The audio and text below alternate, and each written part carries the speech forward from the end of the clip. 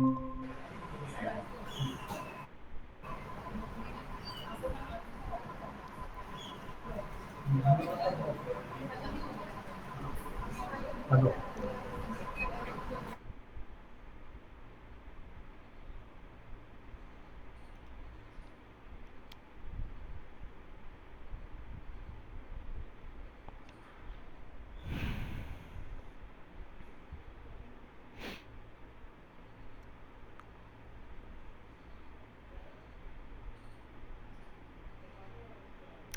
So, hello, welcome you all. I hope I'm audible. Can you just give a brief thumbs up for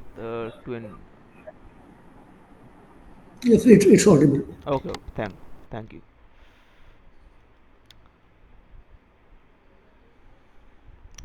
So we'll wait for another minute and then we'll start.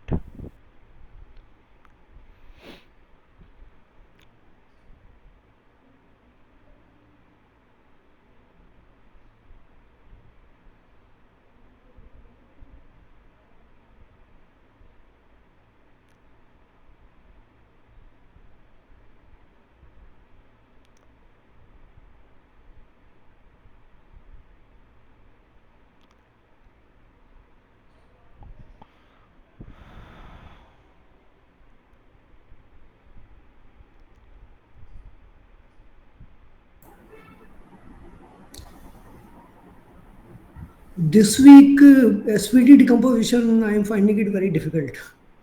Very Okay. lengthy process. Very lengthy process. Yeah, when we do it in pen and paper, it is indeed like if the matrix is like 2 cross 2, 3 cross 3, it's fine, but if we move beyond that, then it's difficult. True. I, I have some background of SVD composition. Am I audible?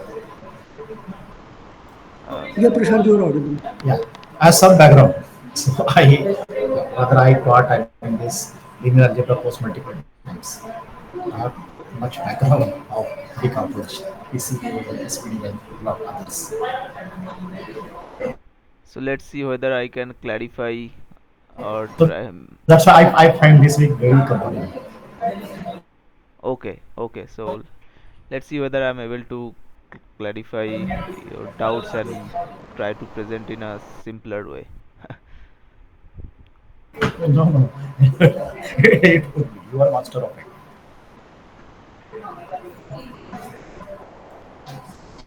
Is there any shortcut way to get the answer? Because it is too lengthy process. Taking almost, I Uh, think, 7, 8 minutes. Shortcut, not that anything I can think of now. I mean, if the structure is nice and all diagonal, then maybe, but otherwise, if for a non-diagonal ones, I don't. In the assignment, we are given a 2 cross 2 matrix, but still I am finding it very lengthy process and very time consuming.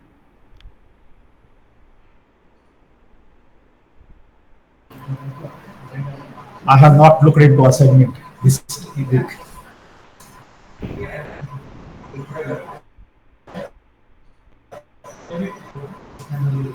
Regarding shortcut, that I really am not aware of. There may be possibilities, but I, it also takes time for me also. So, okay, let us start today's discussion. So,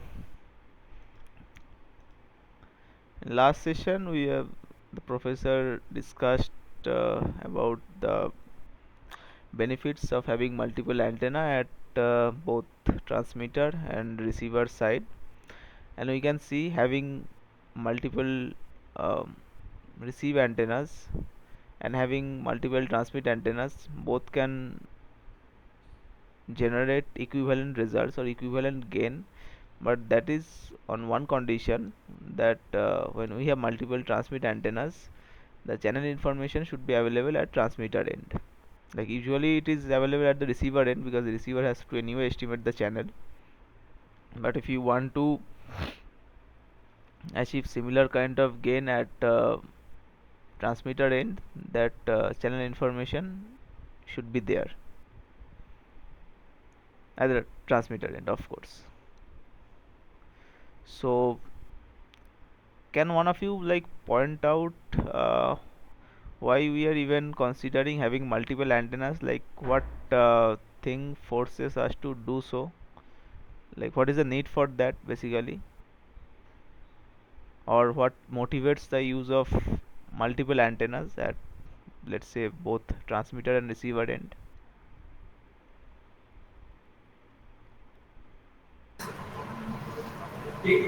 Transmitting multiple symbols is possible in a MIMO system. Okay, so transmitting On the same multiple. subcarrier.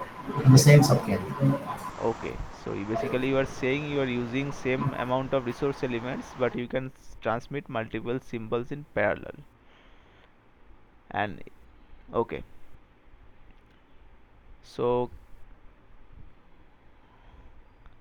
and why transmitting multiple symbols in parallel is important? Like in what scenario it is like becomes more important? Like for example, if I give a counter argument, let's say I have this transmit power thing, so I can have single antenna system and still employ a lot of power, and that way I will have my signal to noise ratio very high, so I can use a very high MCS index. Some higher modulation scheme is possible. So why we are so concerned about transmitting multiple symbols in parallel? Like is there any particular regime where this becomes more useful?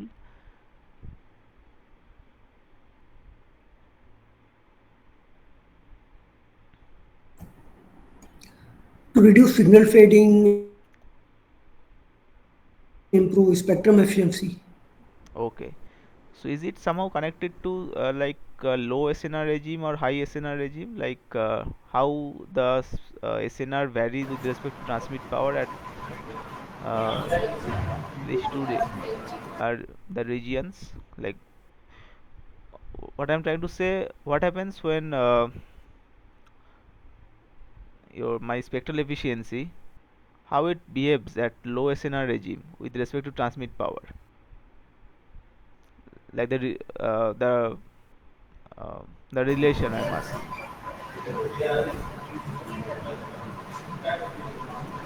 In low SNR, it improves linearly, Okay. and in high SNR, it improves logarithmically. Okay. So at what regime then the transmit power is not, or the SNR is not helping me much? Like in if we talk about in terms of spectral efficiency, it is a high SNR like regime, right? So if I increase, let's say, SNR by 25 times, let's talk about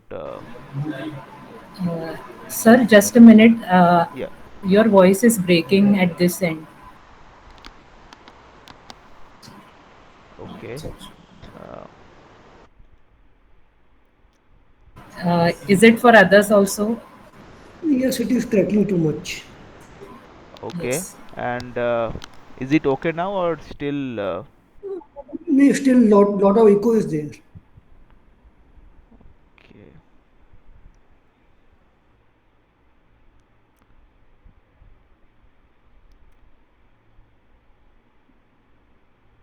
Just a minute.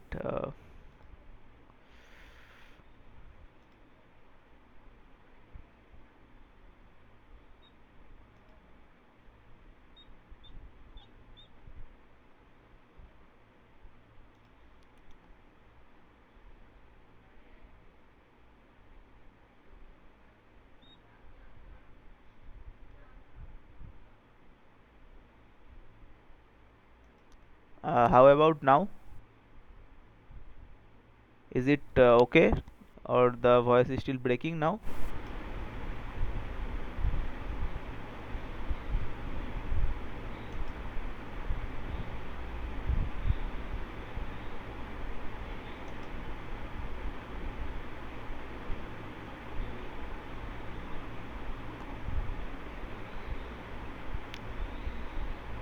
So you can hear me, or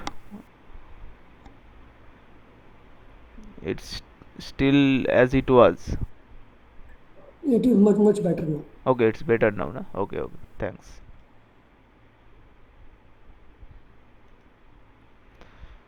So we are talking about the high SNR regime. So let's say if we talk about in this particular regime, so if let's say see some 25 times improvement in SNR, how much improvement in terms of spectral efficiency we are going to see here?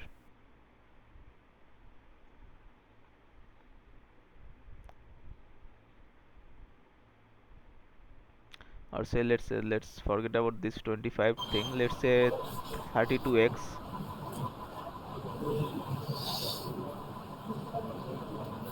5 times 32 is log to the base 2. So it's like 5 times Log to the base 2 32. logarithmic 5 increase. times. Okay, okay. So not much improvement here. So this is where the need to transmit multiple symbols parallel comes into picture. So we have seen the benefit of having multiple receive antennas, and we have also seen the benefit of having multiple transmit antennas. Lot of, I mean, voice break. Hello. Your voice is breaking a lot today. I think, Lokesh sir, is it true?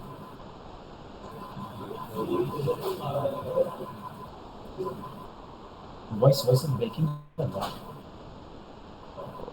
O- Okay, just uh, give me a minute. I will just leave the meeting and join again. You can switch off your video. If possible, you can switch off your video. You can, Okay, okay. if possible, maybe you can turn off video and then we can see. Okay, I'm turning off my video now, and let's see if it works. So I think now, the Not much voice improvement. of fan is also getting amplified.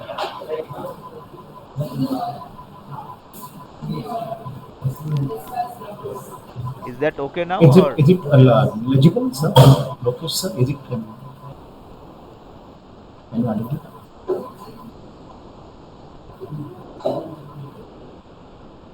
I is it okay now? You can hear me? Now it's okay. Now it's okay. Now Yeah. it's good. Okay, okay. Let's see if this works. Otherwise, let me know. I'll try to use the laptop microphone, but the issue is the recording won't be able to pick it. That's why I'm not switching it to that. Okay, let's see if it. Yes, that happened. That happened for one of the big that happened. You remove your headphone and then your voice is not recorded in that video. So if it the That has happened. problem, One of the videos. ha ha ha, then I did some separate upload, brief discussion kind of thing. So just Okay. let me know if this persists. I have no option but to move to the other this thing. But I will do that. Sure.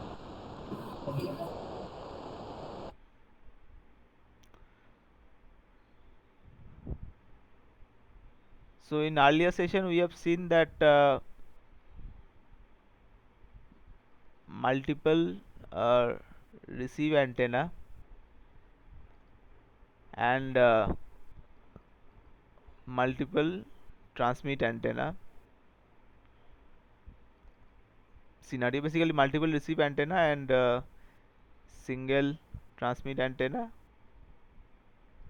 and multiple transmit antenna and single receive antenna. These two scenario we have seen, and we have seen these two are providing equal equivalent gain. But is there any condition on that? Like for example, let's say this kind of thing, we have multiple transmit antennas and single receive antenna. What is the condition if that needs to be satisfied to have this multiple antenna gain?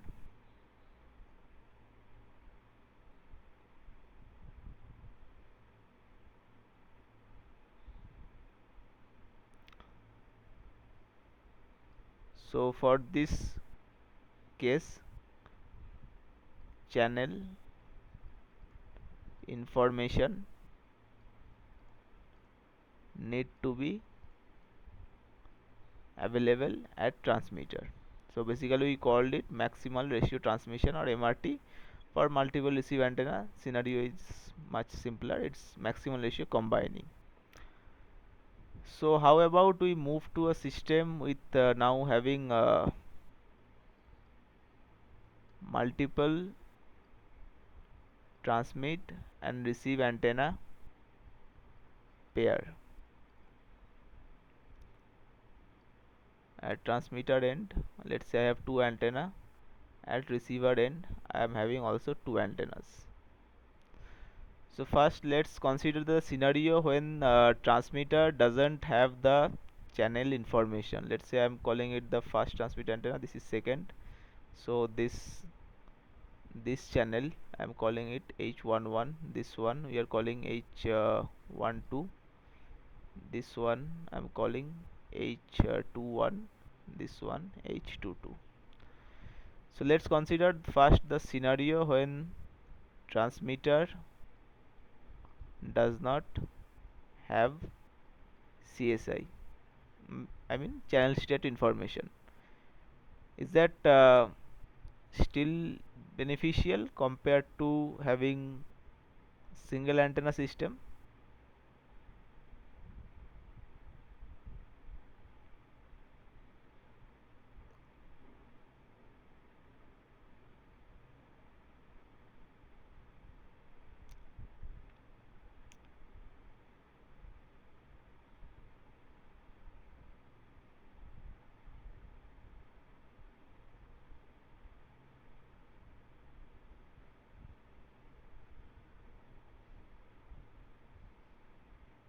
going on. Okay, you are saying it's not possible.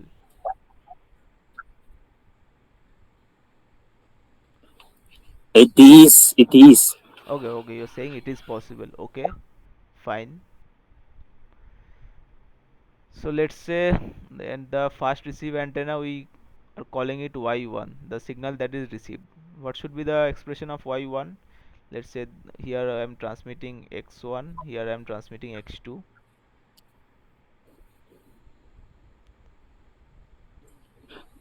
So what is H11 X1 H11 X1? Okay, plus plus H21 X2. H21 X2. Anything else? Noise. Okay, when you talk about receiver, there is always there are going to be noise that comes from the hardware part. So fine, I'm denoting it as N1. And what about Y2? I can write it as H12 X1 H22 X2 plus N2. If I combine them both, Y1 and Y2, what we are basically getting?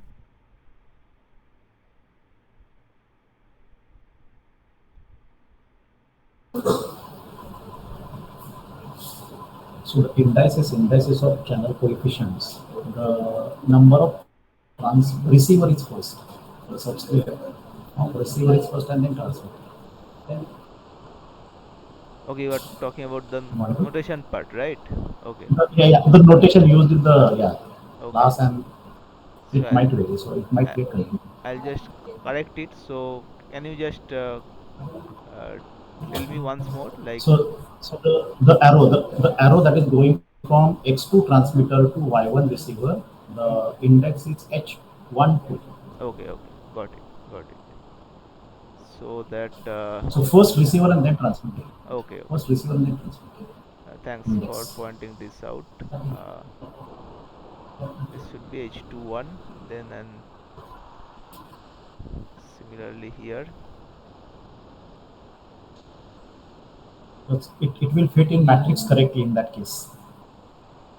Okay, okay. Thanks for this one. And this is 21.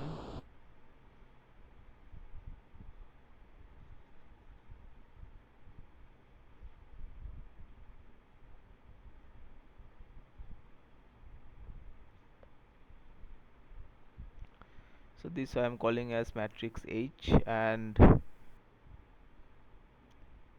N1, N2. This is what X is my concatenated transmit signal. This is concatenated noise, and this is of course my Y. So we are having something of this sort. Y is equal to Hx plus N. Now how receiver can find this X? How can I get that X? I'm assuming the transmitter don't have any channel knowledge, but of course your receiver have. So how I am supposed to get x here? By multiplying with H inverse. Okay.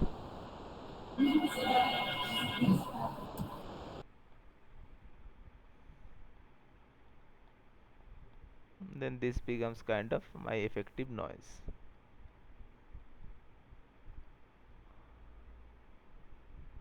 Okay. So this is the scenario when I don't have uh, channel information at the transmitter end. So this is what I can do. But earlier the noise has some other distribution. So now the effective noise become H inverse N. So is it possible that adversely impact the SNR?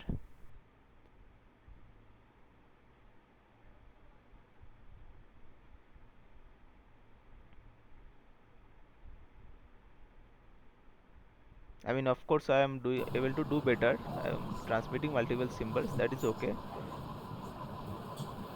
But when I am It multiplying, might be the it might if the matrix coefficients are inverse matrix coefficients are large. okay, okay, true. So noise can very well be amplified. So there might be issues. So how about I move to the scenario when transmitter have the channel knowledge? Can I do something better than this?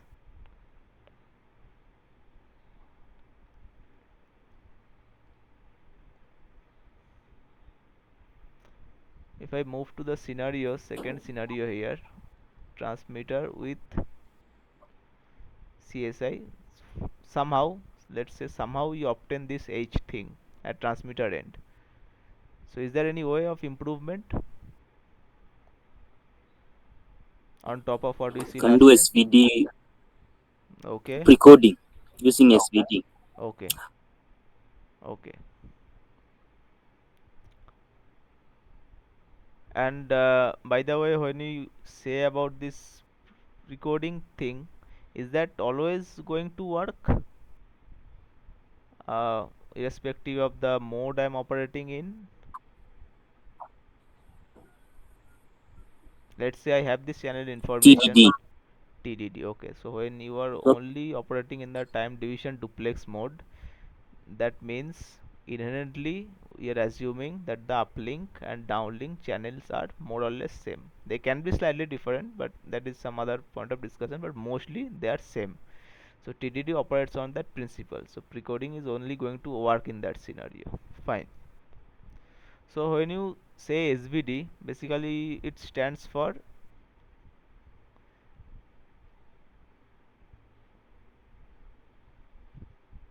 singular value Singular value decomposition. decom. Okay, Yes. fine. And this allow me to write H as how I'm supposed to write it.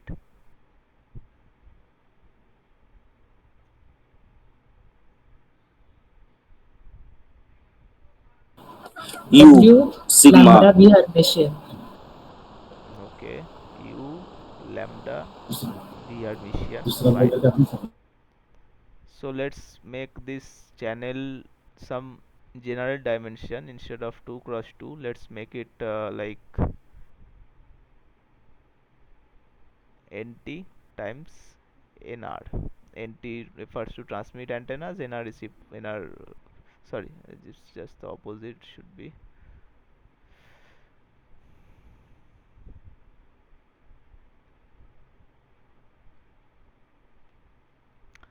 Okay. Then what about these three matrices like U, lambda, and V? Like their sizes, their properties, they have something special about them.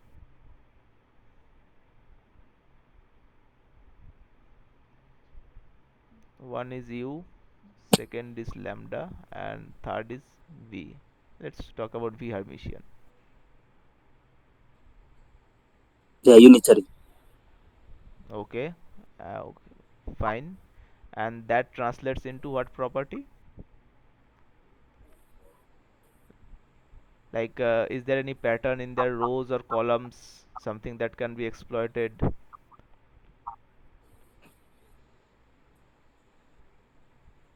Diagonal will be 1, rest all will be 0. Diagonal will be 1, rest will be 0, but that applies for whom? U, V Hermitian, or lambda? U, I think. Okay, but what you are saying, that is the identity matrix. That's very specific.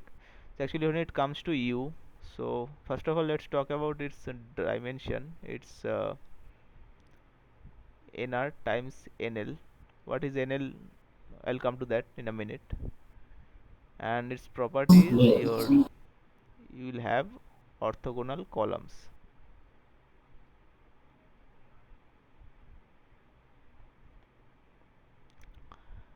So if the matrix multiplication need to work, let's talk about V Hermitian, that is nl times nt. It has the property of having orthogonal rows. We talk about V Hermitian orthogonal rows. If you talk about V, they are orthogonal columns. And the lambda thing is nl times nl. So this part is kind of interesting. So what is the property of this matrix lambda?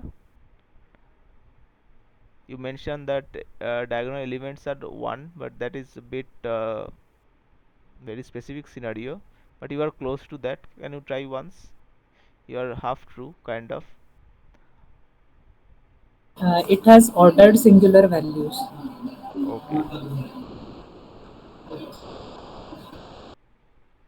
so this is a diagonal matrix and its elements are the singular values. Okay, fine. So what about this nl thing?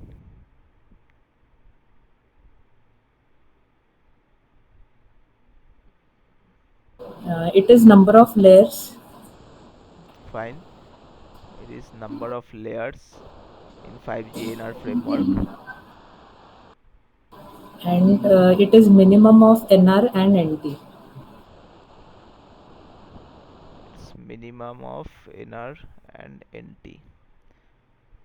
And intuitively, what do you mean when you say that number of layers? What it basically says?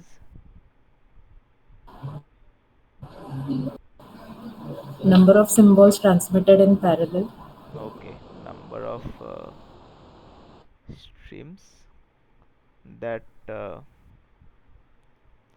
can be transmitted in parallel.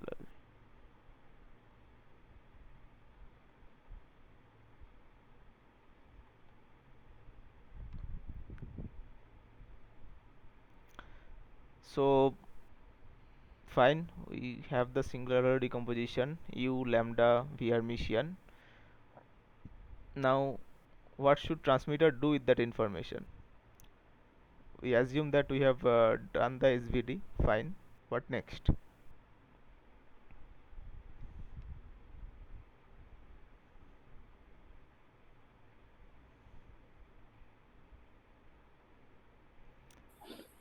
You pre-code using D. Pre-code. So earlier we are transmitting something like x1 x2, and now what I will transmit, if I talk about my transmit signal, what is it going to be? V times X. Okay, so I am denoting it as x tilde, that is you said v time x. So earlier I have this x thing, that is and by the way, how many streams or symbols that I can transmit in parallel? What is the number?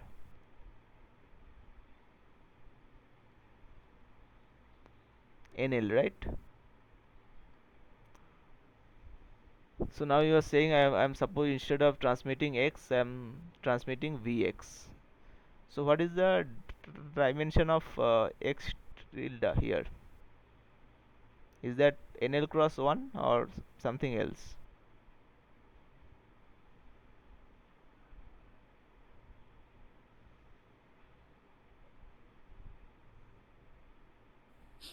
Yes, yes. NL close 1.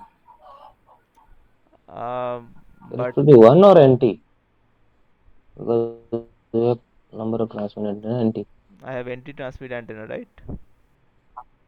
right? So it should be NT time 1. So it's like a mapping. I am in NL dimensional space, vector in NL dimension. We are doing this mapping,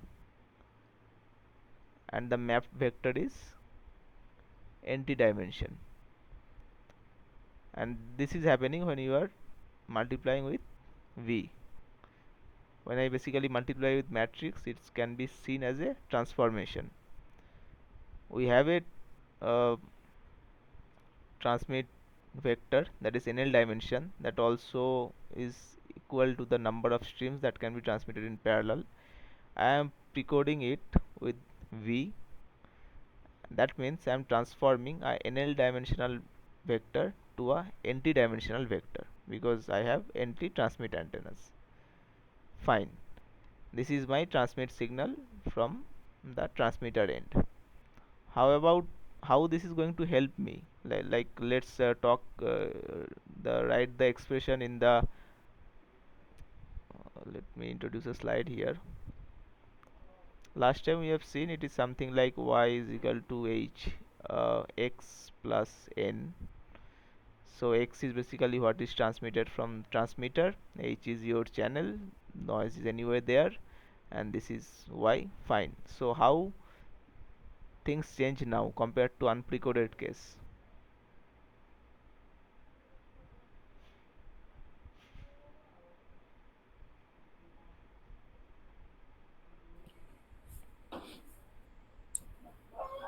You can use a different type of receiver. Okay, but let's try to see from this expression. Now instead of x, what I am transmitting, the first difference is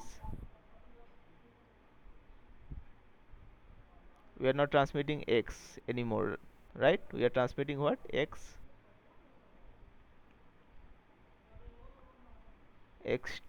tilde we are transmitting. So let me write it down. It's not x anymore. This is a unprecoded case, and this is precoded scenario where I am transmitting h x tilde plus n. Now how that is going to make my life simpler? That's what I'm trying to understand here.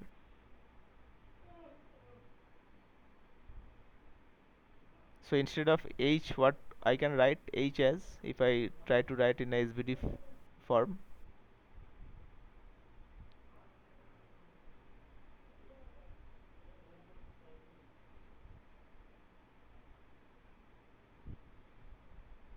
U sigma V Hermitian. And what is the expression of x tilde?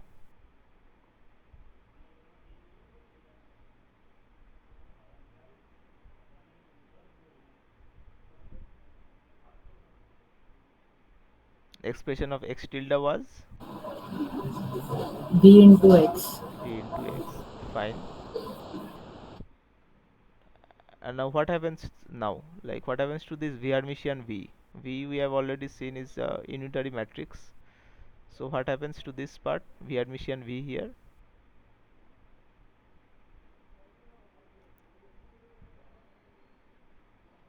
It becomes identity, right? That comes from the maths part. So now we are left with u lambda x plus n. This is at the receiver end.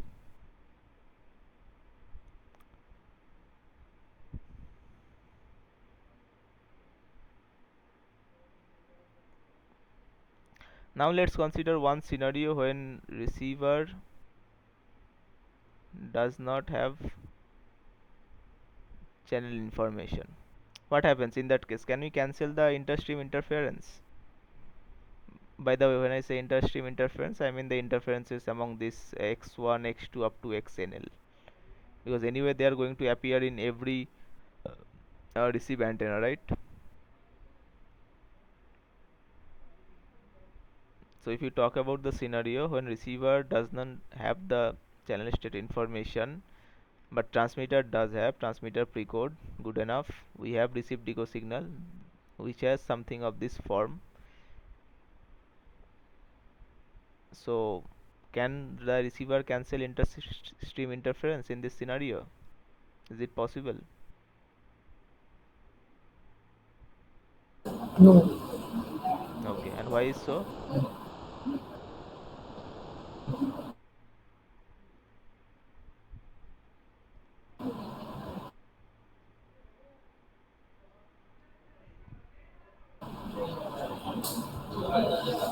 Because if you break it down, let's say for ith antenna, you will still find this kind of expression. I runs from 1 to NL for any ith antenna. So it's kind of all the different symbols are overlapped and you have no way to separate them. Or there may be some advanced algorithm, but not of course a easy one. So let's move to the scenario when we assume that receiver also have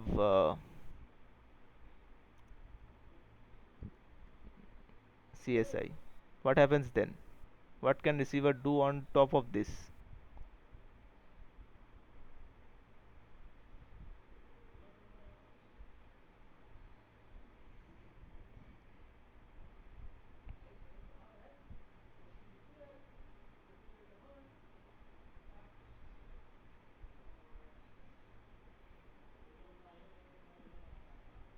So we have seen that channel can be broken into certain matrices as a part of singular value decomposition. Transmitter does that. Transmitter uses a part of it, which is V, as the precoder, and we assume receiver also know the channel state information, and it has, let's say for sake of argument, enough hardware uh, complexity to perform the SBD, and it also get those U, V, and lambda matrices. So what it can do on top of this? So receiver is going to use a combiner, right? And what combiner it's going to use?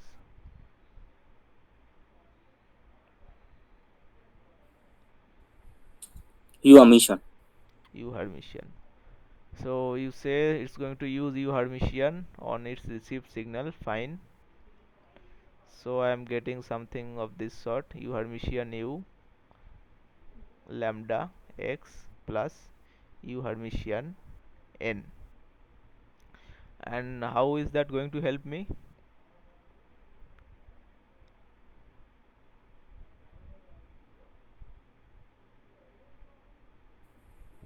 You have decoupled the streams. True, but how to even reach there? I mean, if I talk about this expression here, U Hermitian U, then comes lambda, then comes x. There are so many terms involved. So is there any property I can use, maybe from the U being unitary matrix or so?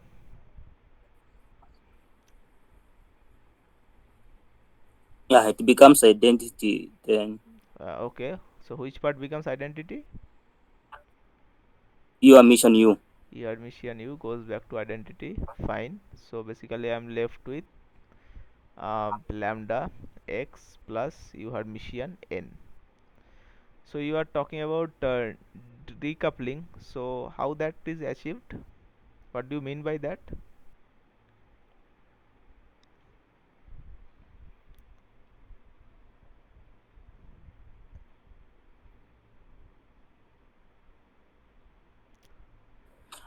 Yi will be equal to uh, lambda I times xi.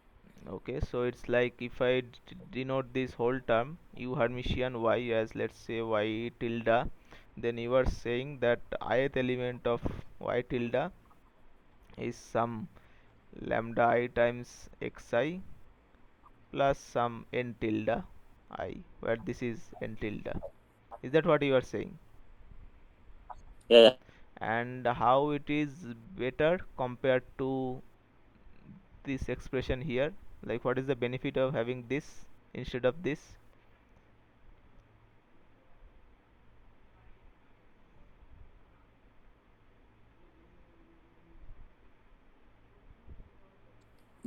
no interference.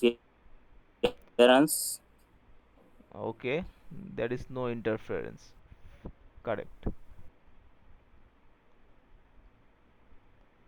So you are saying there is no intersymbol interference.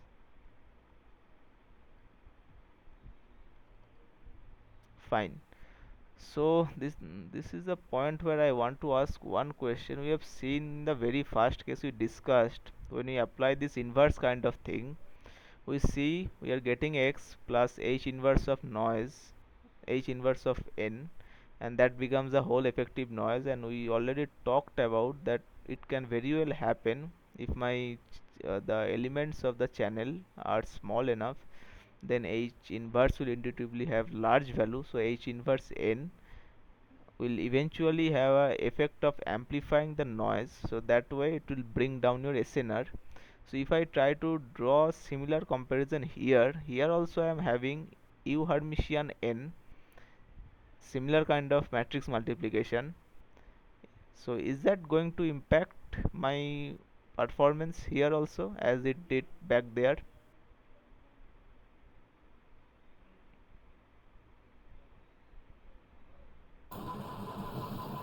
Certainly not, because this the norm of n and u Hermitian n remains same, because these are the columns of u are unit and norm vectors. So Okay, it just, I mean, doesn't elongate or doesn't, I mean, increase the energy or length of the vector, just rotates. okay. So basically you are saying that unitary transformation has no effect on its mean or covariance matrix. Yes, true. Yes. Okay, okay. So that is how it won't have any effect at all. Even if it's U Hermitian n, it's just a rotated version of the original noise whose power remain unchanged. So there is no risk of SNR getting affected. Fine.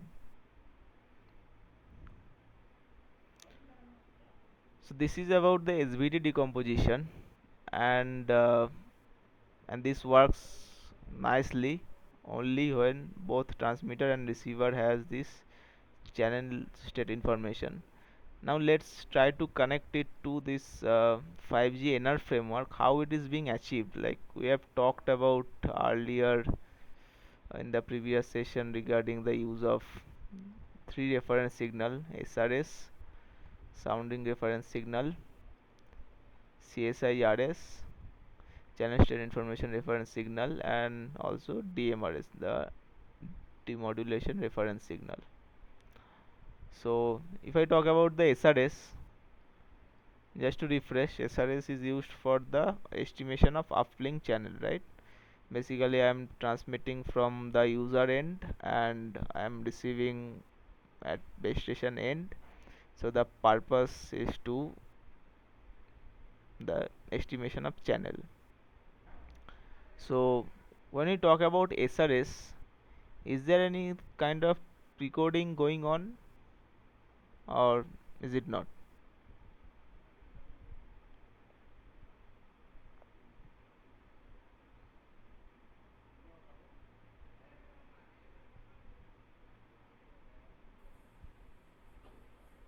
It's meant for an pre-coded channel. Okay. And so basically you are saying that base station, or what we call G node B, that needs to estimate unprecoded channel H. Fine. And since we are talking about uplink, we are receiving at base station end, so we are talking at NB, and user ends, let's see, it has antennas NU. So how many pilots you think it's necessary to send here to estimate the entire unprecoded channel?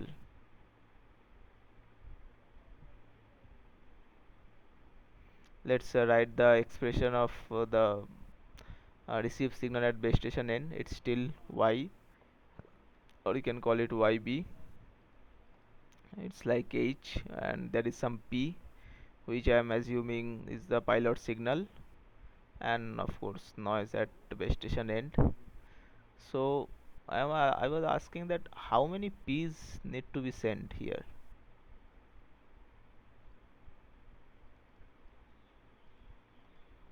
Base station, you just told it need to estimate the entire unprecoded channel, that is of dimension nb cross nu.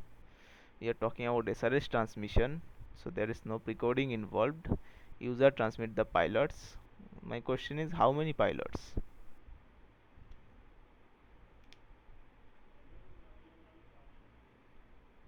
Equal to NT, number of transmit antennas. Equal to NT, okay. And in this case, what is the NT? NB, number of antenna at the base station. But we are transmitting in the uplink, right? User is transmitting the pilots.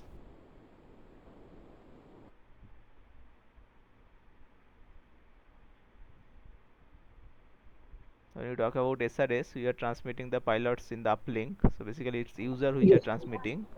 So my NT here is going to be NU, right? Okay, fine. So basically, you are saying that receive antennas don't play any role, no matter how small or how big they are. It's only the transmit antenna that matters.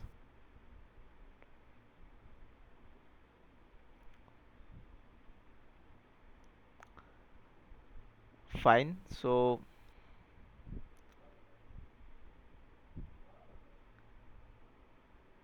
I am supposed to send these NT pilots, good enough. And can I transmit them over same subcarrier, like one resource element kind of thing?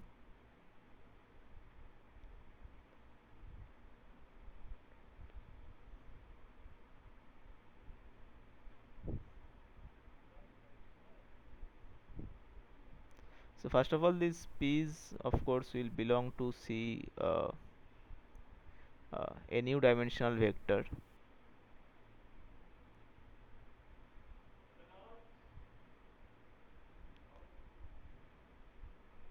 So is it possible to transmit uh, over one subcarrier, or I'll need multiple subcarriers?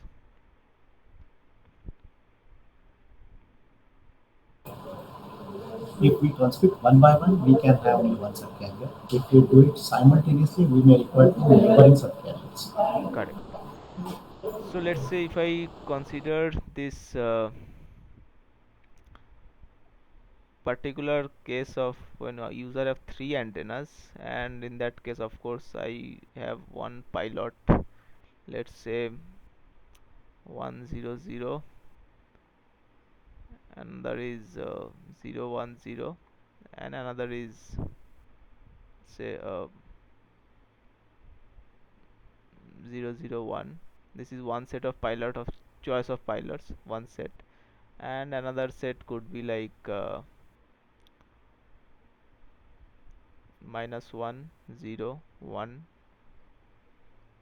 1 -1 0 and 0 1 -1. They may not be orthogonal, but just for sake of argument, assume they are orthogonal. So which one of them I am supposed to prefer? Which set?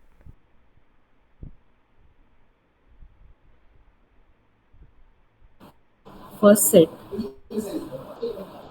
First set you will prefer, and why is so? because they are orthogonal. Okay, so no, like for example, for second set, I am saying just let's say for the sake of argument, uh, these are orthogonal also. I know like they are not, but just for sake of argument, consider both of the set.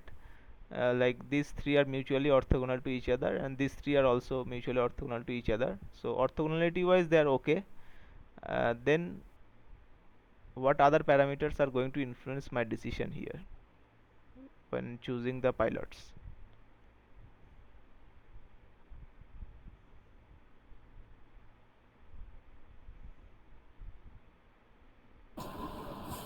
because otherwise the second channel would be idle. In order to keep it busy, we need to do that. So you are saying that I should choose this second set of pilots, right? Or Yes, okay. And why is so? Can you just repeat once again?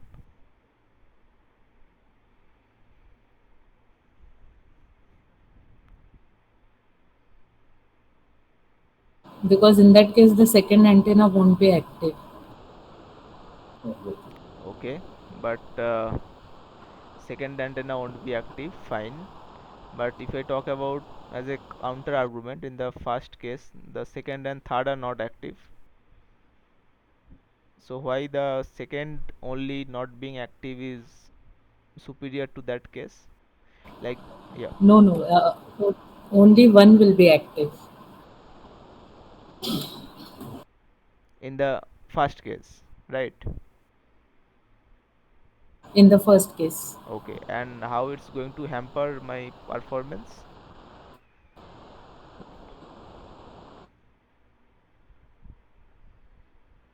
Power will be used by only one of them. That's why.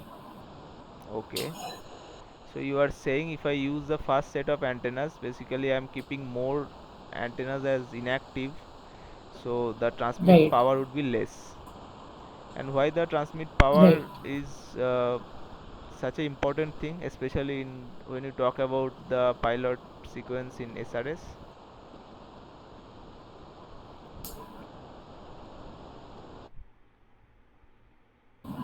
To maintain a high SNR, I'm Okay. not sure, but to maintain high SNR, Yeah, because user is already at a disadvantage. It has a, like, let's say, per antenna power constant, so it has to rely on power to reach the base station. So if I keep more antennas inactive, the issue is the range over which I can communicate, and basically, as you say correctly, the SNR will drop. So you cannot afford that.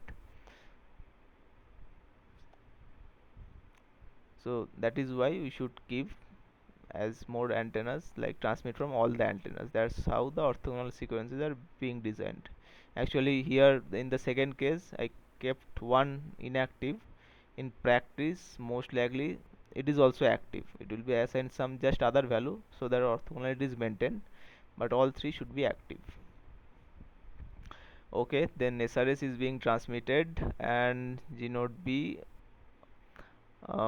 have the complete unprecoded channel. Good enough. What is the next stage?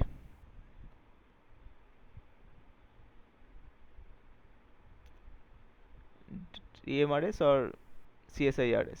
Which one needs to be transmitted first?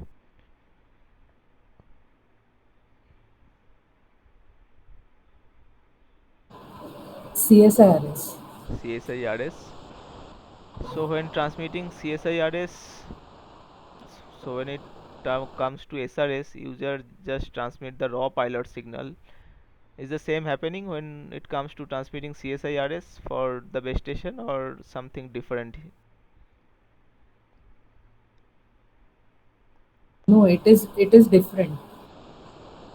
And how is so? We use precoding for CSIRS. Fine, you use precoding. And is that the same precoding that you are going to use on your data information or something else? No, it will be different than DMRS. No, no, I'm saying, like, for example, for your PDSCH data, you are going to use some precoder. So are you going to use the same precoder here or some different precoder? No, it will be DMRS. For data information, it will be DMRS for data transmission. Okay, so fine. So let us. So why is, like, CSIRS needed?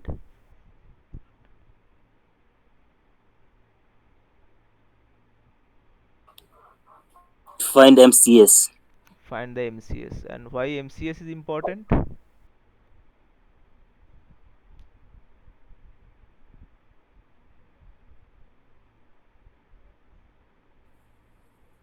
to select modulation scheme No, because so you are saying and the basically code rate. okay. To So maintain the code rate so that blur will be reduced. okay, so basically you are saying that the base station need to know the modulation and code rate and effectively the SNR at which it is supposed to transmit. Fine. And I have also this information. You are going to use the precoder also. Actually, it's the same precoder I am going to employ here. That is used in the data transmission. So let's say it's we have done we are still doing this like SVT based precoding. So it's like VP. I am calling it P tilde, or let's keep it as VP as it is. So this is being transmitted from base station N. So if I talk about the receiver, what receiver is going to receive now is Y H V P plus N. By the way, this H here, now the transmission is in downlink, so it's of dimension NU cross NB. So just now you have mentioned that when it comes to transmission of number of pilots, it solely depends on number of transmit antennas. It doesn't really care how many receive antennas are there. So if I use the same argument here, now it's first of all users turns to estimate the channel, because of course you cannot decode your signal or calculate the MCS by not estimating the channel. You need to have the estimate for that. So according to that argument, now the number of pilot signal I am supposed to transmit is NT, right? uh, Sorry, NB, because that is the number of transmit antennas now for me. So is that argument correct from my end, or I'm missing something? It is correct. But let's say usually what happens at base station, I have lot of antennas, right? Like 64 or 128. So if I transmit that many pilots from base station to users, that's a huge overhead, right? And it's not affordable. So if I have like 64 So, antennas at so base you, station, I have to transmit 64 pilots essentially. so I you think will for estimate pre-coding it is a minimum of receive and transmit antenna, whichever is less. in this scenario you need to estimate pre-coded channel, not the raw Pre-coded channel. channel, okay. And when you say pre-coded channel, which part it covers? H into V. This whole thing, right? H tilde. So at user end, user is basically ignorant of H and V separately. It doesn't even know. What it sees is H tilde. And when we say H tilde, what is the dimension of H tilde here?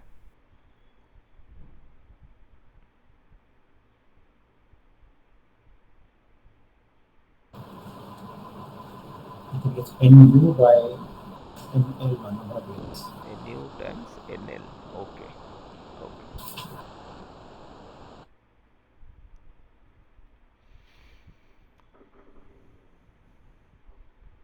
And what is the NL here? Just to refresh, it's minimum of NU and NB. Basically, it's the number of layers in 5GNR terms, or number of streams that can be transmitted in parallel. So effective channel, or you are saying my effective precoded channel dimension is now NU cross NL. So how many pilots I need to send here?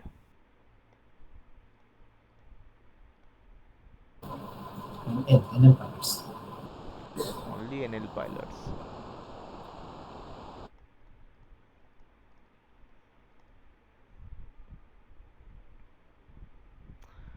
Fine. It so user basically estimate this H tilde. And oh, by the way, What does user do, by the way, by estimating this h tilde thing?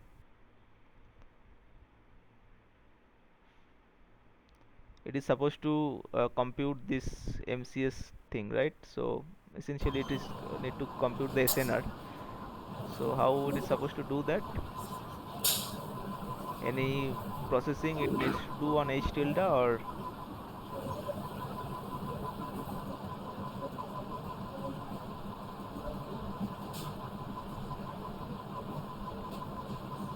is it going to use some combiner of some sort?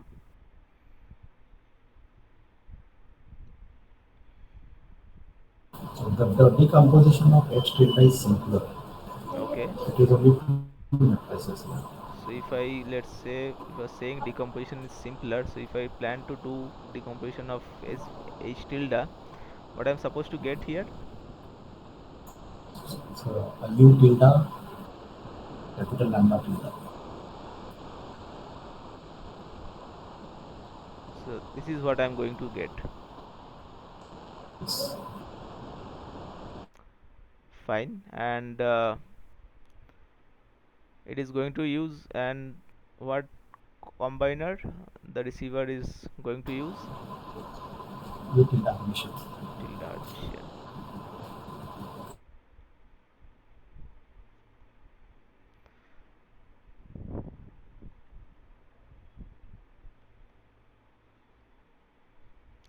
So once I apply that, then again I got this kind of thing.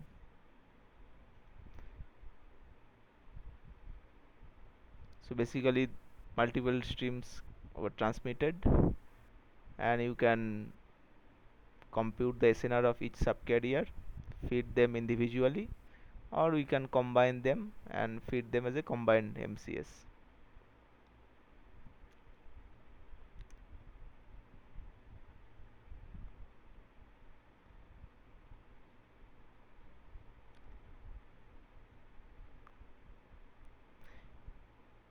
And by the way, when you transmit this DMRS thing, what is the purpose for that? Like, we can see from CSIRS we have already the channel estimate and all the necessary information for combining and all.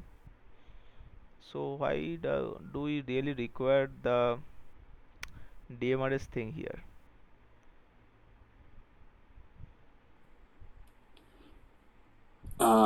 Channel might have changed. Channel might have changed, and how is that possible? Like, at what scenarios? The U is in moving state. User in moving state, fine. One. Another maybe some, if my user is scheduled at a much later time than the transmission of CSIRS, then also it could have changed, right? Yes, yes. So your channel ages, so it's necessary to have a good estimate.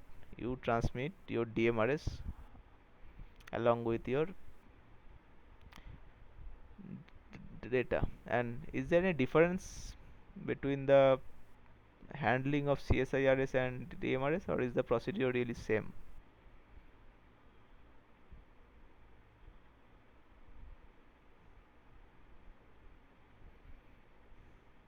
It is same.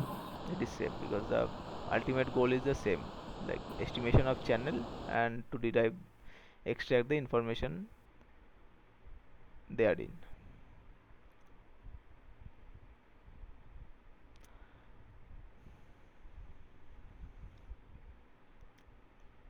Okay, so with that, let us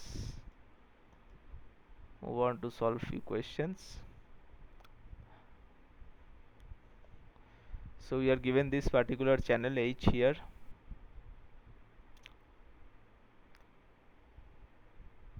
and by the way, before moving into that, so we are already talked about SBD decomposition. Can one of you point out one of the major problems with SBD decomposition?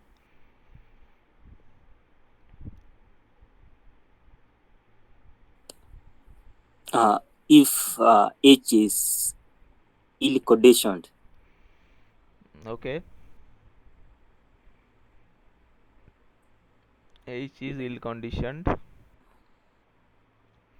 fine, but SVD should not be troubled with that, right? I mean, you will face issue with H being ill conditioned when you apply something like zero forcing thing.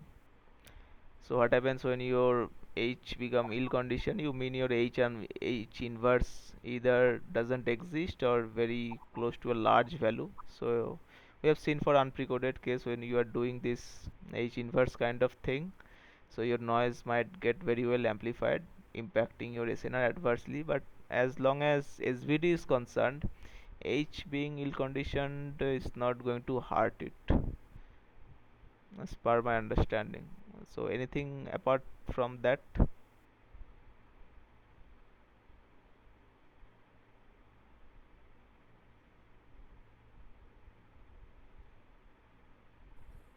About low rank case. Low rank, okay, let me think about that. H being low rank, uh, still it's okay only. I don't see much issues. H can very well be low rank. Of course, you will suffer in terms of the number of streams you can transmit to in parallel. That is one constant you will have. But as long as SVD is concerned, that is not an issue. Anything else apart from that? So the major issue with SVD is the computational complexity. You need a lot of circuitry or hardware complexity, say whatever you may in that way. So that is the major constraint. Yeah, for this kind of systems, SVD is theoretically achieves the maximum capacity, but that looks good and pen and paper. When it comes to implementation, a lot of power is uh, uh, needs to be there to even compute or perform SVD, and that too you are talking about, let's say, every slot or even less than that, right? So every few millisecond, not sorry, even orders of below millisecond, you have to perform the SVD on, because your H is instantaneous channel. So that's a big trouble mostly, and even if you can handle it at base station end, because the power is not that much of a concern there, it's still a concern but not that much, but at user ends you are very well restricted. So SVD decomposition may be possible at high end phones with a lot of powers and all that, but mostly not. So often you go for some suboptimal schemes, like for example zero forcing, or as you pointed out, when H is ill conditioned, so then you go for something called regularized zero forcing, which is basically you have this HH Hermitian, you add some regularization, some constant times identity matrix, so that that inverse doesn't become too large and go out of your hand. So this kind of suboptimal schemes, which has much lower complexity, or of course in terms of performance you have to compromise, but those are kind of being implemented.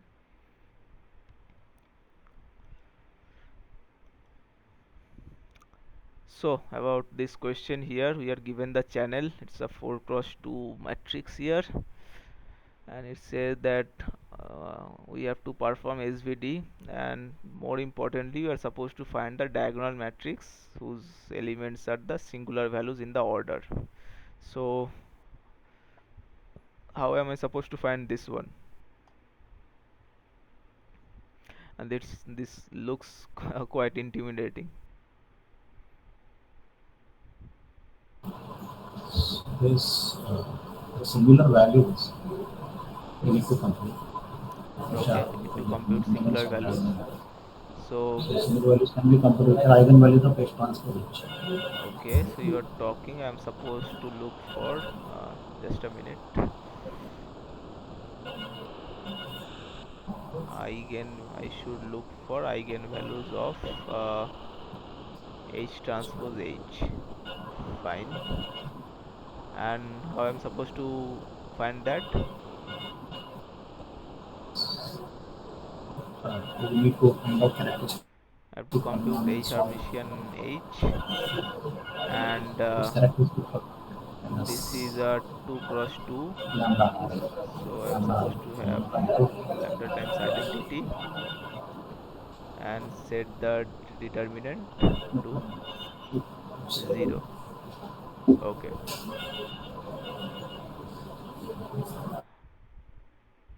now the question is, who will compute H Hermitian H here?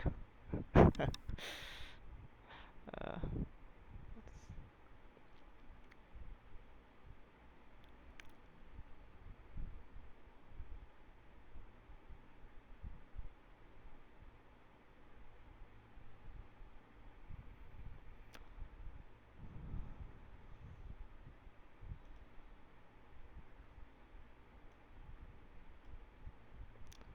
so it's 1.1051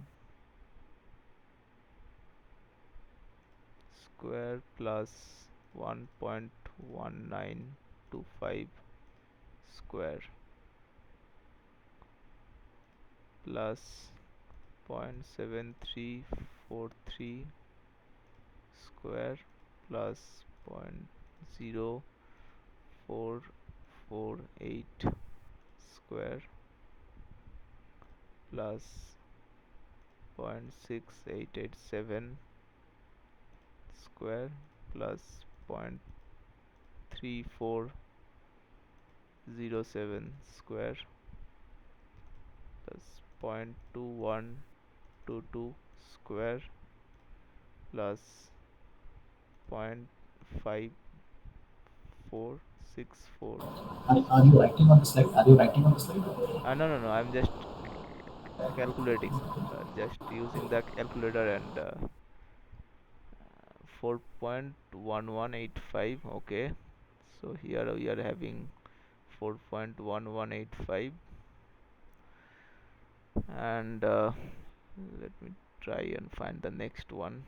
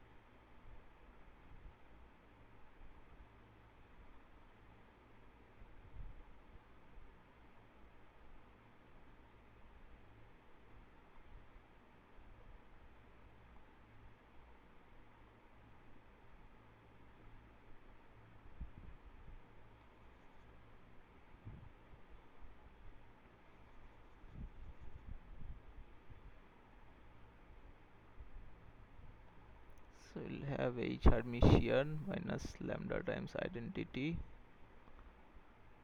as this, and we have to set its determinant to 0. Say 4.1185 minus lambda 1.2269 minus lambda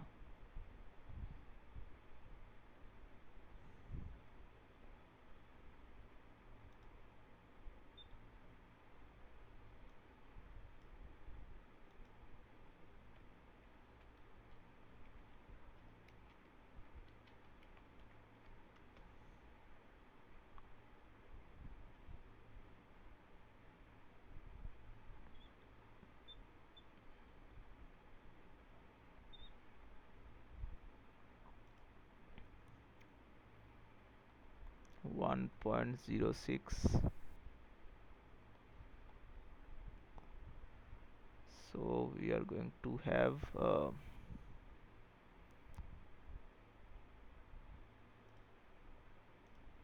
4.1185 times 1.2269 minus 1.06, 4.2864, 4.2864,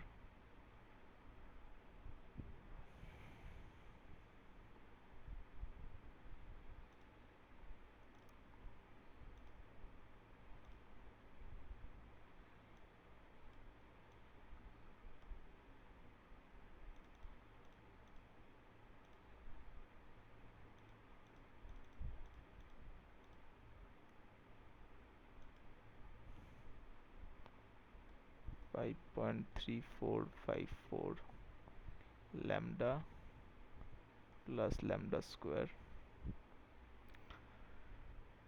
So we are supposed to solve this equation, this quadratic equation here, and we'll get two roots, lambda 1 and lambda 2, and those are going to be the singular values of the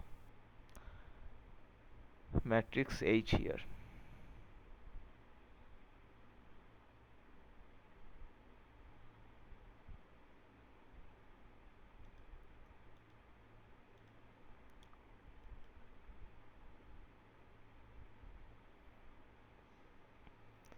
So let me complete that. We have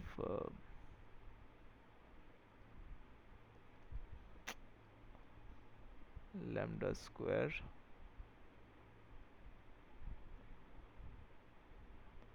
minus 5.3454 lambda plus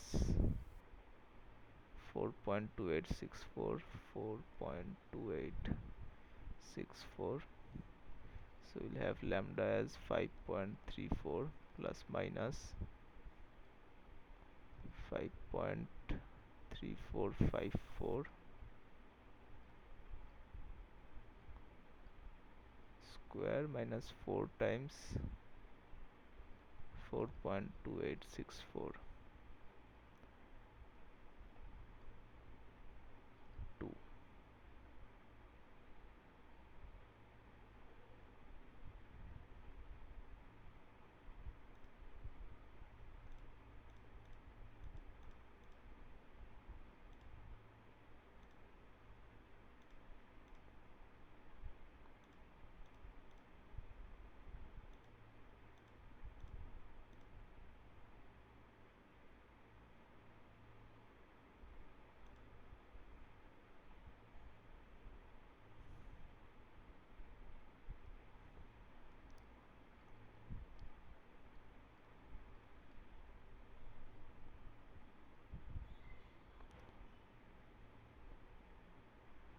Three 3.3804 divided by 2,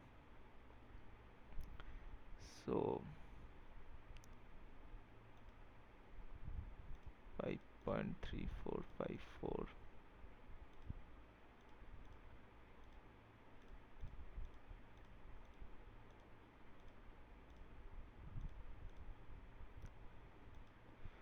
one answer is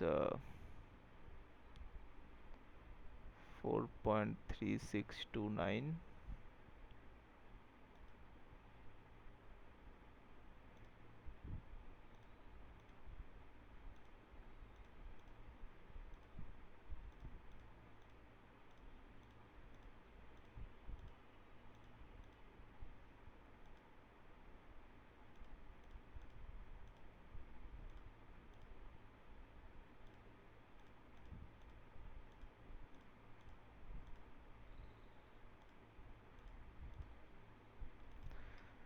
Another one is 0.9825. So these are my singular values here.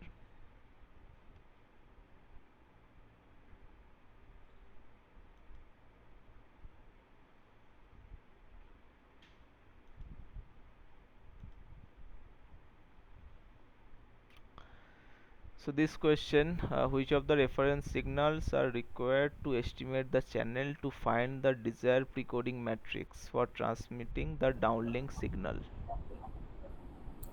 In the previous question, were there any options available? For this part, no. Okay. So to calculate So and these similar values is the final answer. yeah, eigenvalues of H Hermitian, H Hermitian H are the singular values of H. Yes. Okay. So it is asked about, just let me see the question on diagonal matrix it asks. So basically it would be, we talk about the diagonal matrix lambda, it would be this 4.3629. It will be in order, of course, in decreasing order, this one.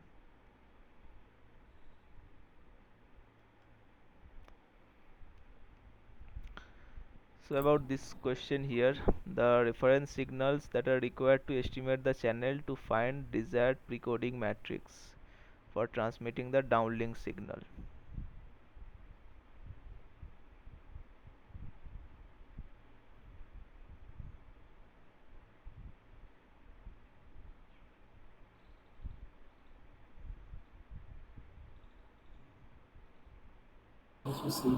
It's SRS. Okay, SRS is there. Fine.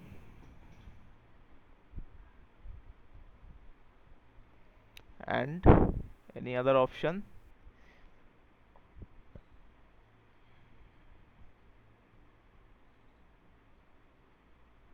Only SRS will be sufficient. No? Okay. Let us think a bit about CSIRS.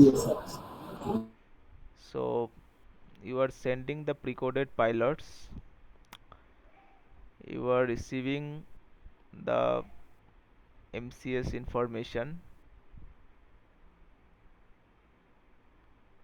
but I remember correctly it also feeds back this PMI, right? This precoder matrix indicators. Uh, is that correct? Can one of you confirm? While feedback, user sends the MCS and Yes. So it's in CSI report, the PMI can be included. so that way CSIRS should also be an option, right? Um,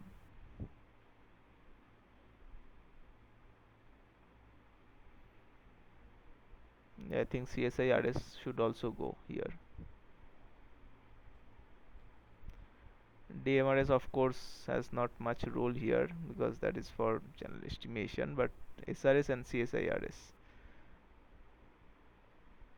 are the reference signals, those are required. But I'll just cross Sir, verify them. one question, Yes. like if U is sending SRS and CSIRS, then how the precoding will be applicable? Means like how the precoding will be applied? By considering the CSIRS, by considering the SRS. Okay, when we talk about the first one, that is SRS, so user have the initial estimate and then it uses the precoder to transmit the information the pre-coded information to the user. Now user will feedback User like read the CSRS and send the feedback. CSRS feedback also there. SRS is also there. Okay. So suppose both the values are same, then the same will be applicable. Okay. But in some case like the TPMA values are different for both this, then how it will be done? So which one we should give the highest priority? Like the the PMI which has been received in CSRS or the SRS report? the recent one, the that what user feedback, that will have the highest priority. Okay, the latest feedback which I have received is will be considered as. Yes. But both should be received in same slot, right? Because both are uplink. So that is Uh, also possible, right? CSIRS is not uplink, right? You are talking about the feedback of CSIRS, CSI, or yeah, yeah, yeah. Feedback okay. of the CSIRS will be sent in uplink slot. SRS will be also sent in uplink slot, right? Yes. So this can be sent in same slot as well. So in that case, which will be having the highest priority? Or it all depends on the design, like how the implementation is happening. Uh, to be honest, I don't exactly know. I can give you an answer, but that is intuitive. But the correct answer, I will like refrain from commenting because I don't really know. But as per my understanding, the latest one will be, of course, have the highest privilege. So, so if you are talking about the feedback, CSI feedback, so that should have the like higher priority. But apart from that, I don't really know. Okay, sir. Okay. So about this question here, if the user have 8 antennas and your G-Node B has 12 antennas, then what is the number of CSIRS port that JNB should configure so that user can estimate the unprecoded channel?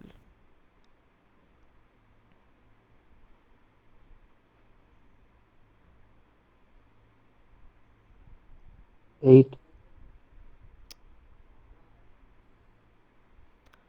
But when you talk about antenna ports, those male antenna ports you can see as the number of transmit antennas, right? When you talk about CSIRS is G-Node B is transmitting, Right. and there is also this one term that user is not estimating the precoded channel, user is estimating the unprecoded channel here. So is that still going to be 8? But sir, if UE has 8 antenna, how it can decode that 12 antenna post channel? Is this possible? um, Maximum limit is 8, so I can maximum do what in between 8, right?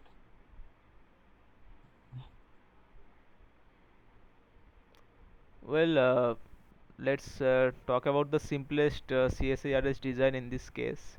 User need to estimate the unprecoded channel, that is the whole H thing, right? That is 8 cross 12.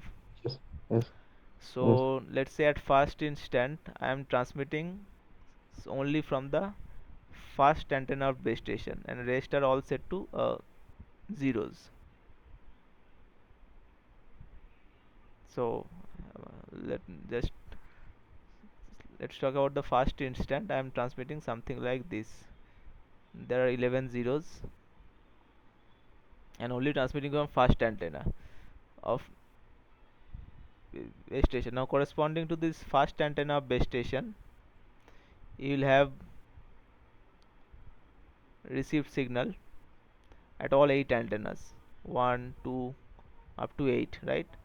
And this, from there you can have this channel information, let's say H11 up to H18. So if I assume that pilot signal to be just 1 for the sake of simplicity, uh, then its y1 is going to be just H11 plus n, some noisy version of the channel value itself. At the second time instant, you are sending 0 1 0, again 11 zeros, but the now you are transmitting from second antennas.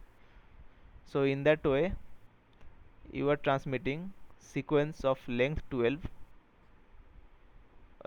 sequence of, yeah, sequence of length 12 over 8 slot.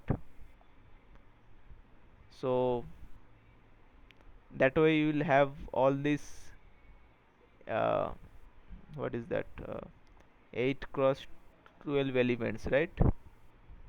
That is necessary to estimate the unprecoded channel H.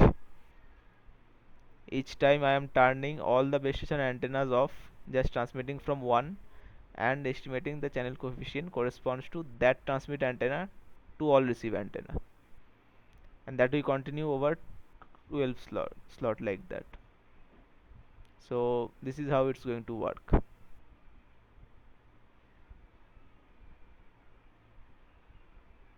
So is that okay, or I should try to explain in a bit different manner?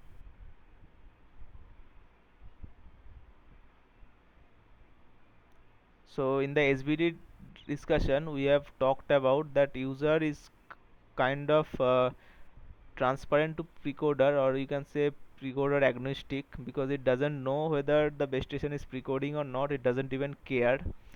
So it's going to basically estimate the precoded channel usually. That is the multiplication of your original channel and whatever precoders comes into picture.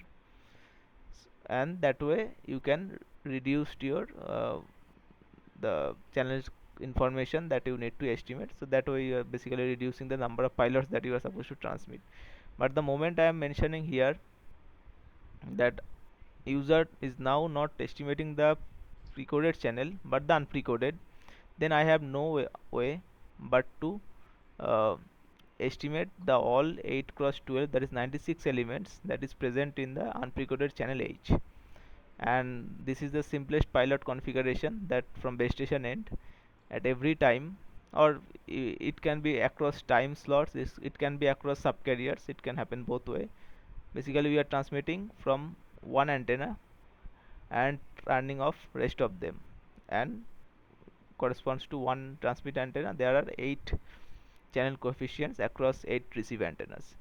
I'll continue this 12 times either in time slots or in across subcarriers or a hybrid mixture of both, so that eventually I'll get 96 elements that is required to get the channel H. So does this clarify your question how it is happening, or I got it, sir. Got it. oh, okay, sure.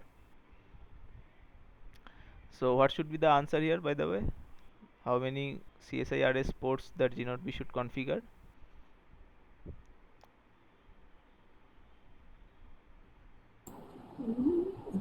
It will be 12. 12 ports. Okay.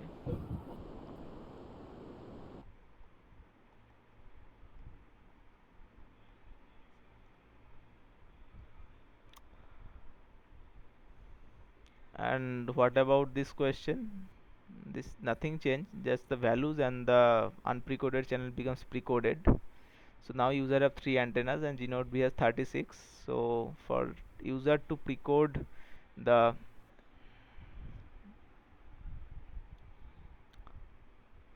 uh, I think it should be 3. yep, it should be Precoded 3. it will be 3, minimum of NE comma NB. Yes. So for The reason is that as my antenna is 3 and you are recording with more number antennas, then we cannot do estimation.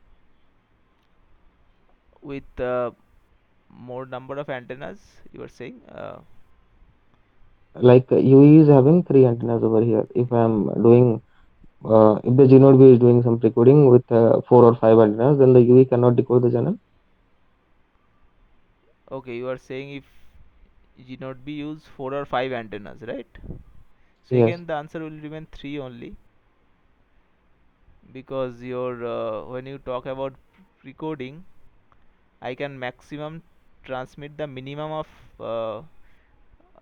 this G0B and user Receiver antennas, right? antenna, right? Yes, yes, Minimum of the receiver antenna. yes. Okay. So that is 3. So essentially my precoded channel dimension becomes this what is that 1 cross 3, right? Or no 3 cross 3, sorry. So for precoded channel we need to configure 3 CSIRS ports.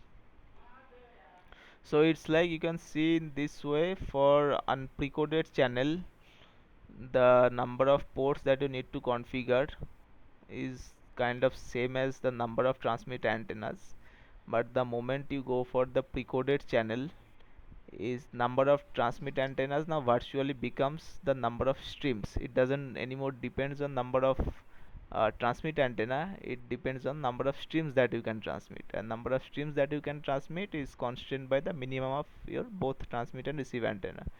And since it is here 3, so we need to configure only 3 CSIRS ports. Sir, one basic question, like Yes. how we can visualize, like what is the difference between precoded and unprecoded? Okay. Precoded and unprecoded, right? So What is, means like, can you give some basic examples? Means like in layman language. Actually, I am not able to visualize the thing. That's why I'm okay. asking. So precoding you can see as a way of see the so first of all let's talk about what is the issue in like communicate when you transmit multiple symbols. What is the main issue you are facing? You can transmit multiple symbols from the same antenna, like one antenna also, right? So why don't we do that? Yes. What is the issue with that?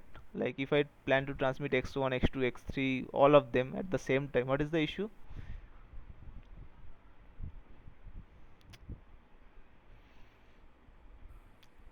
Like consider a single antenna system, like at transmitter you have single antenna, transmitter end, at receiver end you have single antenna. So I can also transmit x1 plus x2 plus x3 all at the same time, right? So what stops me from doing that?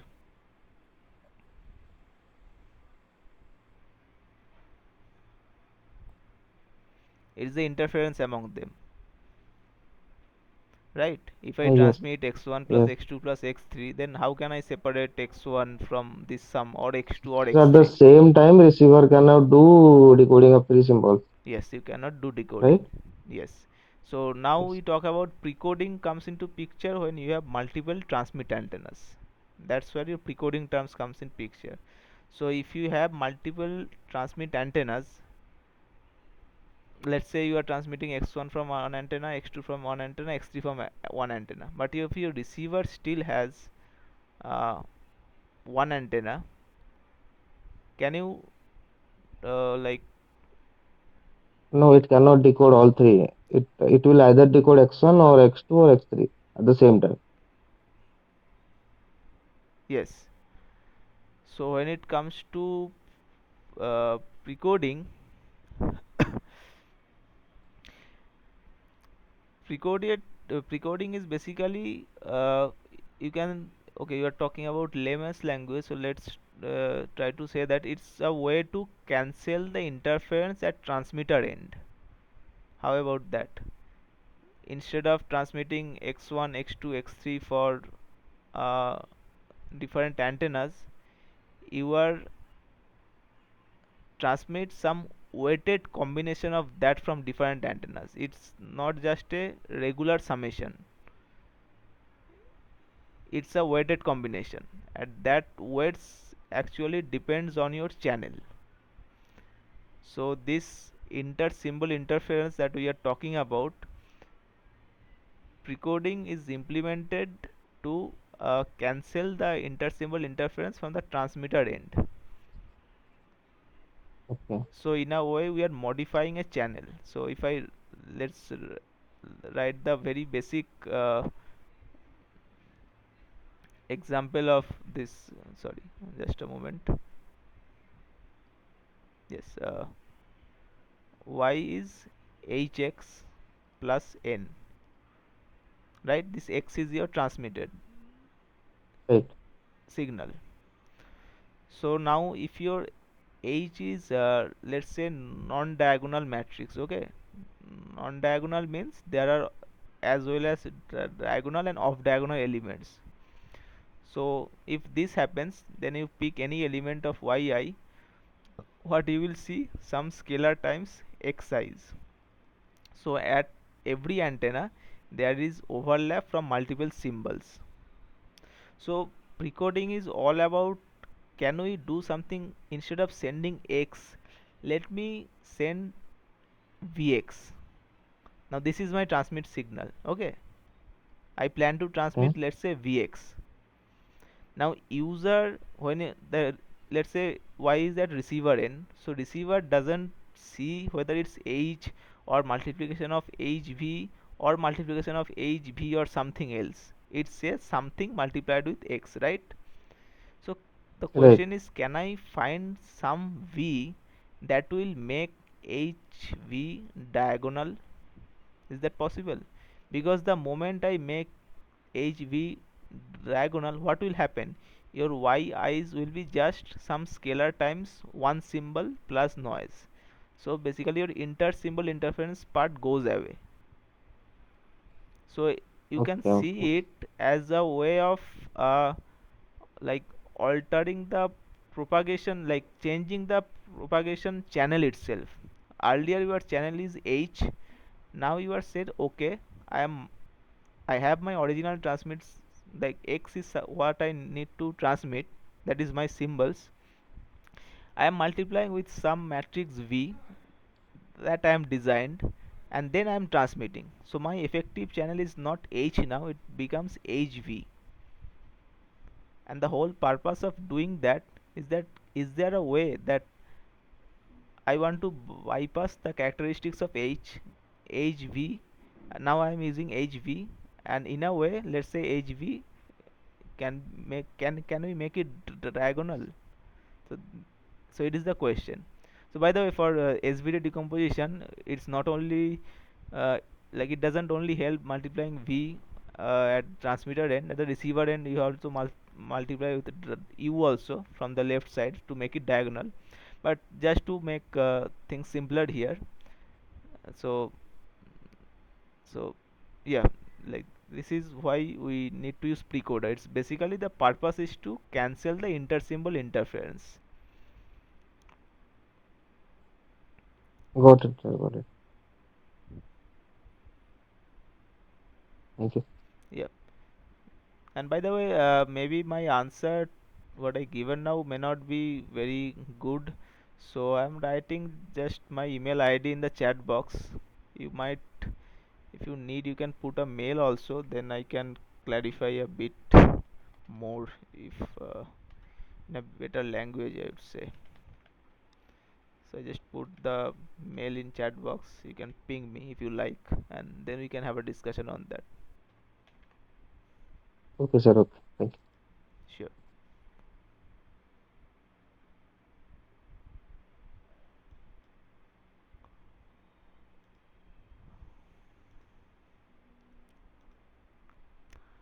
So about this question here, we have a system base station having 32 antennas, user having 4 antenna, and Geno B is transmitting a 32 port CSIRS signal to calculate the MCS value.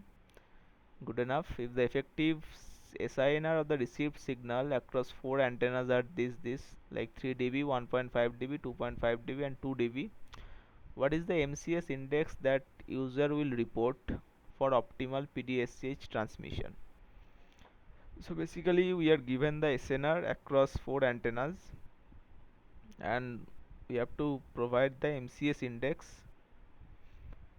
back for the downlink data transmission. So how I am supposed to get that?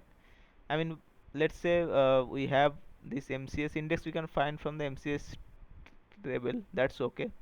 But when I say MCS index, what does it map to? Like, what should I calculate here first?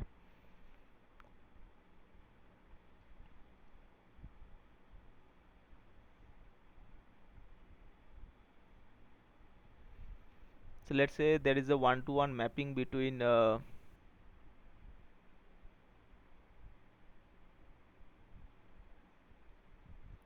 AC and MCS index. Then how I am supposed to proceed here?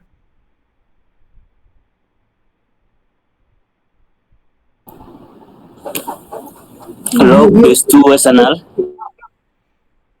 Okay, so you are ask basically saying that I am supposed to compute the AC for across all these antennas, right? Separately. Yeah. Okay.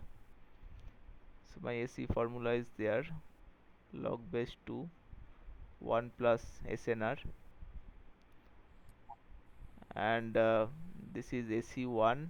Similarly, I need AC2,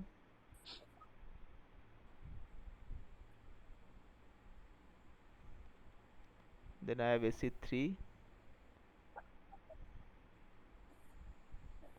and similarly AC4.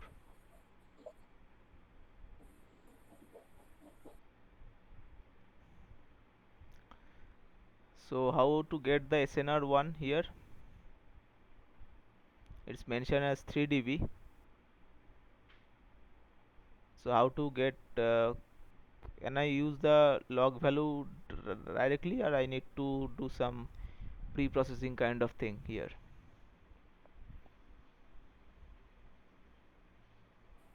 Yeah, in linear scale. Linear scale. And how do I get there?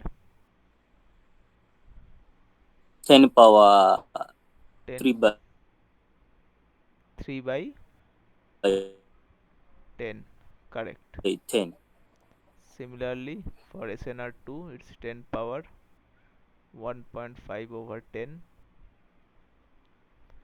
SNR3 10 power 2.5 over 10, and SNR4 10 power 2 over 10. So let's calculate the SNR1 here. So 10 to the power 0.3,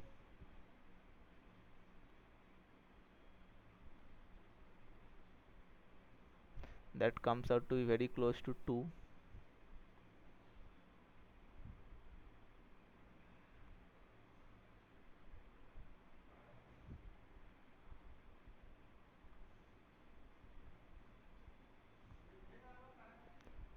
So the AC comes out to be 1.582 approximately. Then comes AC2, that is 10 to the power 0.15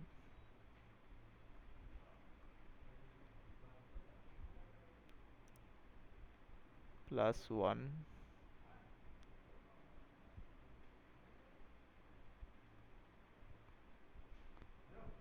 This comes out to be 1.27. Then comes AC3,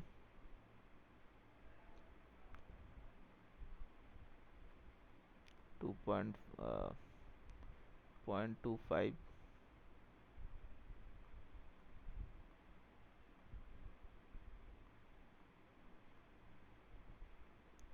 1.474,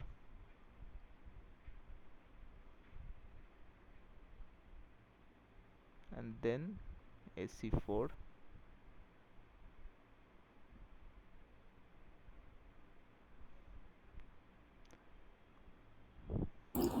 One dot 37. 1.37. Okay, 1.37. So if I sum them up, it should be let me calculate.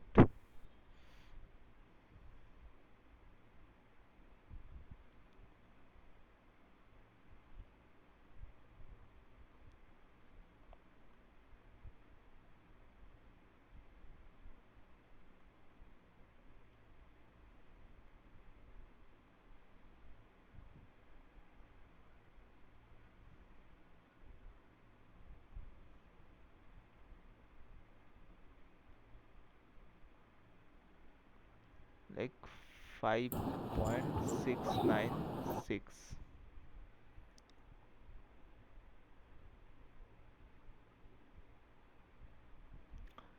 Now we should choose the MCS index that is close to this value, but of course less than this one, and I guess it's MCH21. I checked it before once in the table, but it's better to double check whether I'm correct or not. But for MCH21 it's most likely 5.65 something, so that way it is less than what is being feedback. So most likely it's the MCX21, but you'll just check the index once. The main idea is we have to have this combined AC thing and pick the closest AC, closest MCS index whose AC is closest to this but less than this particular value.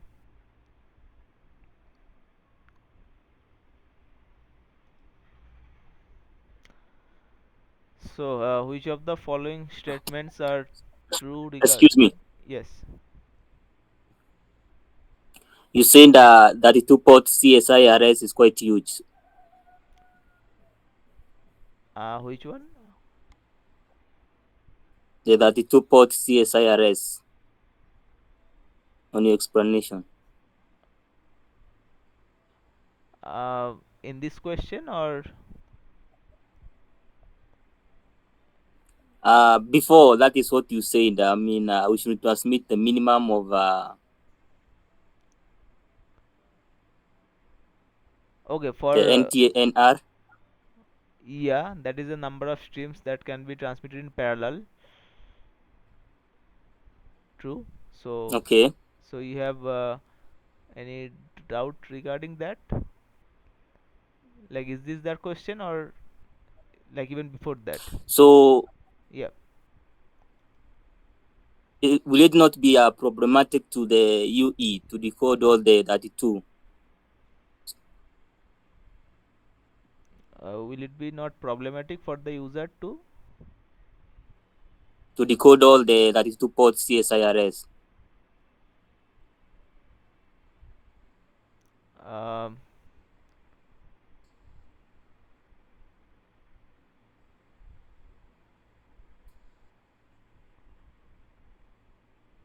I'm not actually getting that question.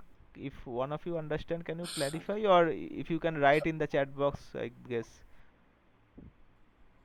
Oh. Can you just please write in the chat box? Yeah.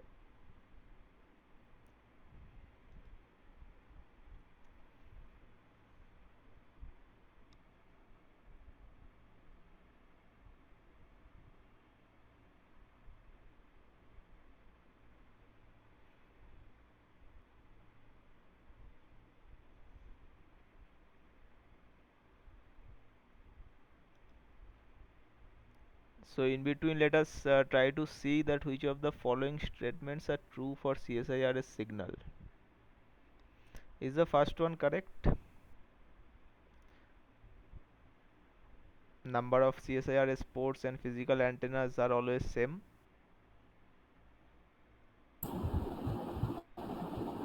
No, it is mostly less. Okay, so user is always is going to estimate the unprecoded channel, so number of CSI ports is often lesser. Correct. So this one is out of picture. What about the second one?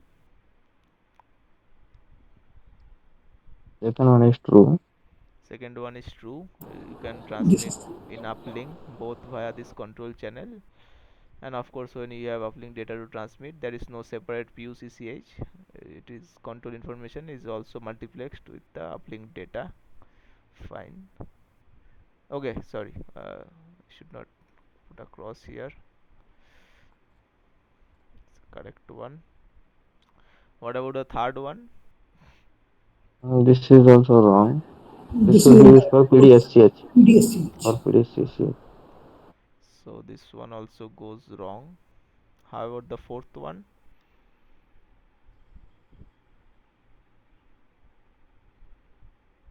This is correct. G0B can use appropriate precoder to transmit CSIRS after sounding the unprecoded channel using SRS. Okay. So the second and fourth are the correct one.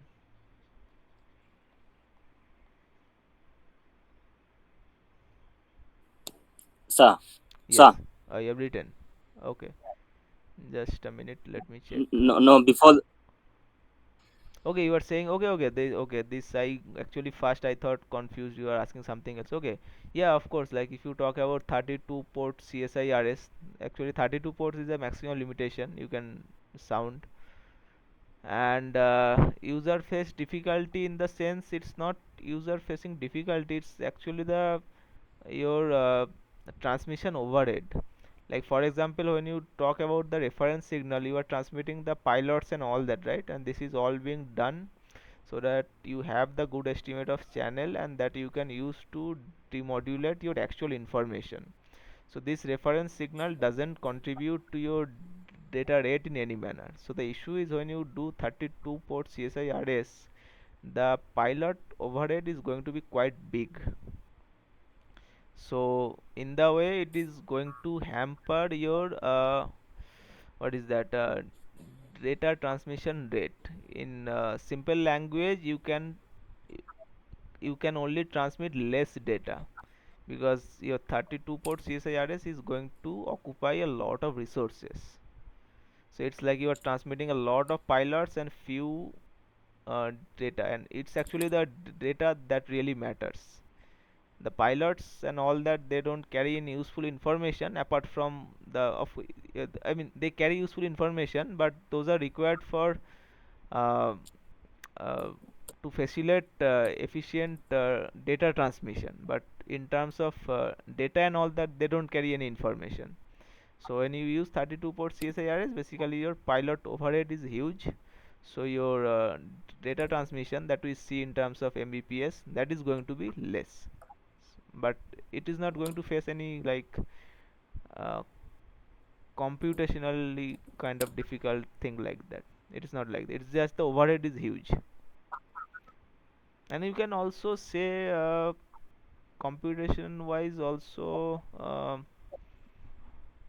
it has to estimate the entire channel more often, so that way it's a power hungry approach. So in that sense it will face the difficulty, but it's not really the computational difficulty. It's just it need to do a lot of work like that.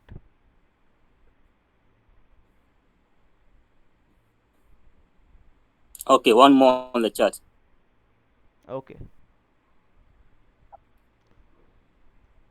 so it's G node B has 4 antennas and you are transmitting 2 port CSIRS. How many number of antennas will be used?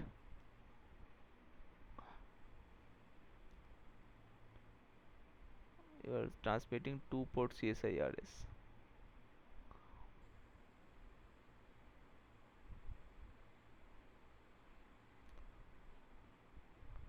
See, actually, this two port CSIRS we are talking about, those need to be orthogonal, right?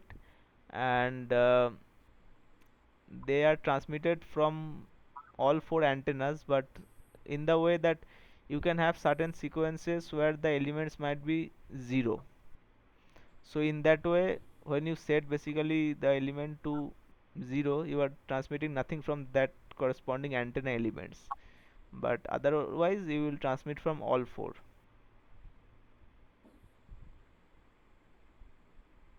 The issue is when you talk about 2 port CSIRS, those reference signal need to be orthogonal. Now orthogonal sequence can be designed in many way. You can see combination of zeros and ones. That way you can also have 2 orthogonal sequence. So in that case you will have certain antennas which are inactive where you are not transmitting anything. But in other cases, basically you don't want to keep it inactive because you want there is per antenna power constant, and you essentially transmit want to transmit at the maximum power if because mostly user is far away. So you will practically use all 4 antennas, but there are sequences where zeros and ones are combined. In those scenario there will be certain antennas that are inactive, so theoretically it's possible.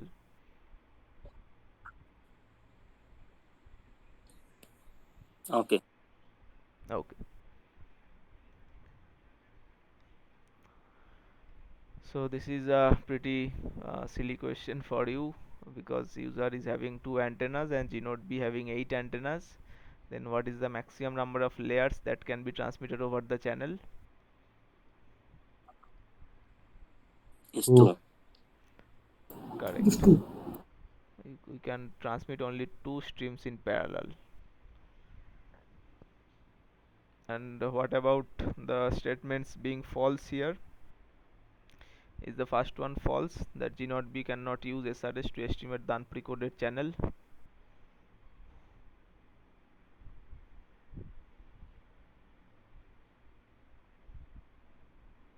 The first one is false. It can be First, used. first one is false.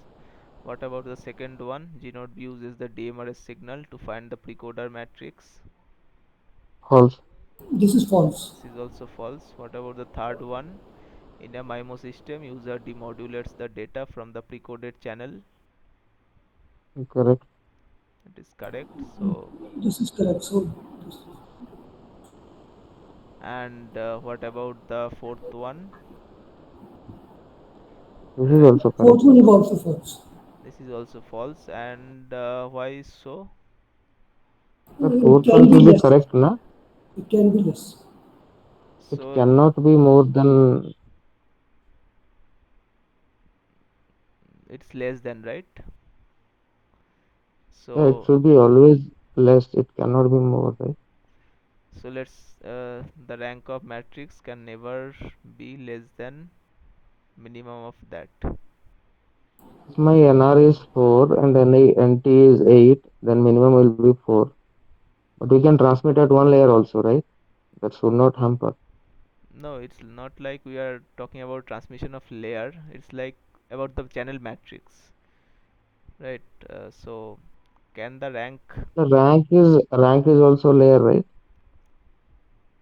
uh no, like layer is the number of streams you can transmit, that you can choose, right? You can transmit four streams in parallel or two streams in parallel. That's up to you. Of course, you want to maximize your uh, resources, but that's your choice. But when it comes to the channel, the so that's something that you cannot control. Like that's fixed, right? The rank of matrix is not up to our choice.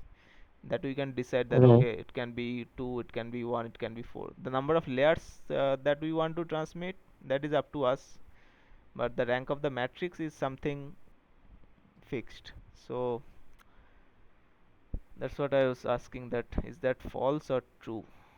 What do you think? Just I'll remove that thing. This is false. This is false. So that means the rank of matrix can be less than this, right? Can be less than.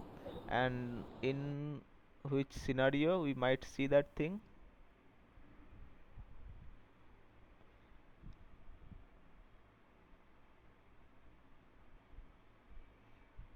Let's see, if I place the antennas closer, maybe When the U is not supportable. when the sorry, When the U is not supporting the number of layers, the rank of the matrix decided. So we will go to the lower rank.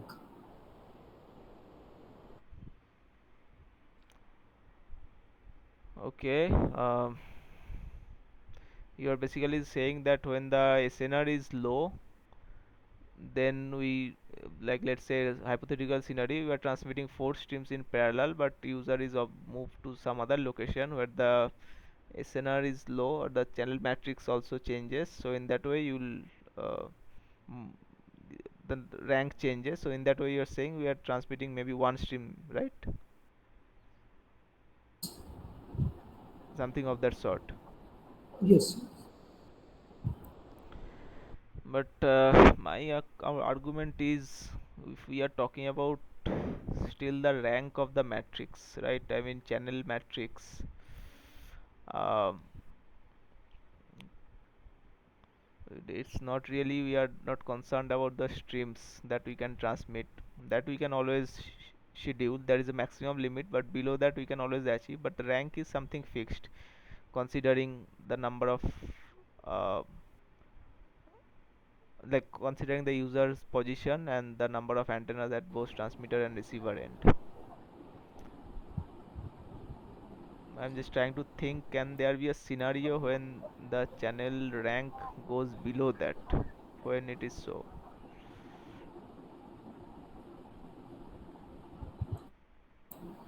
Suppose we have a 4 cross 4 matrix and only 2 cross 2 columns and rows are filled, rest all are 0.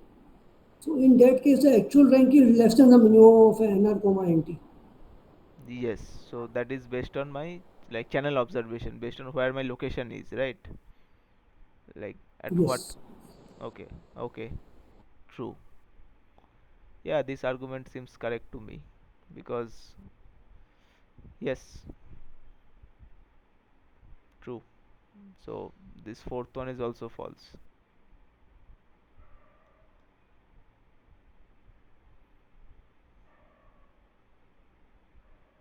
So, and is there any upper limit?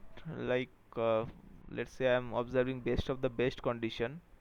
What about the rank of the matrix? We can comment it. Upper limit is a minimum of NT, NR, NT, Okay, okay. beyond which we can't go. And okay, and at any other scenarios, if something bad, then there are certain channels that, as you mentioned, can be due to blockage or fading, may not be feasible. So then the ranks comes down, as you mentioned. True. Uh, is that a repetition?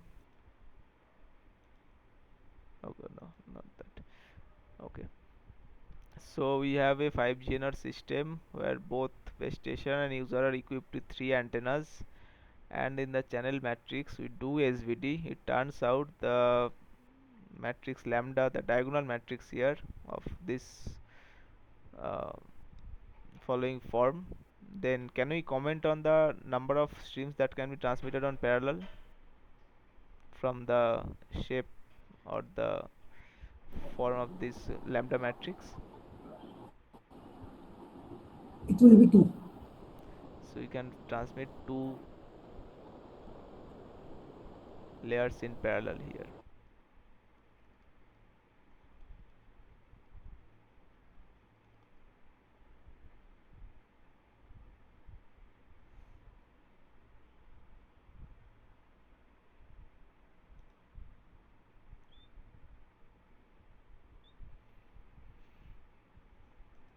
Okay, so with this I'm concluding today's session. If there is any question, I'll be happy to take. Otherwise, we'll say goodbye and meet next Saturday. Can we come to the question 1, Yeah, SVD? sure.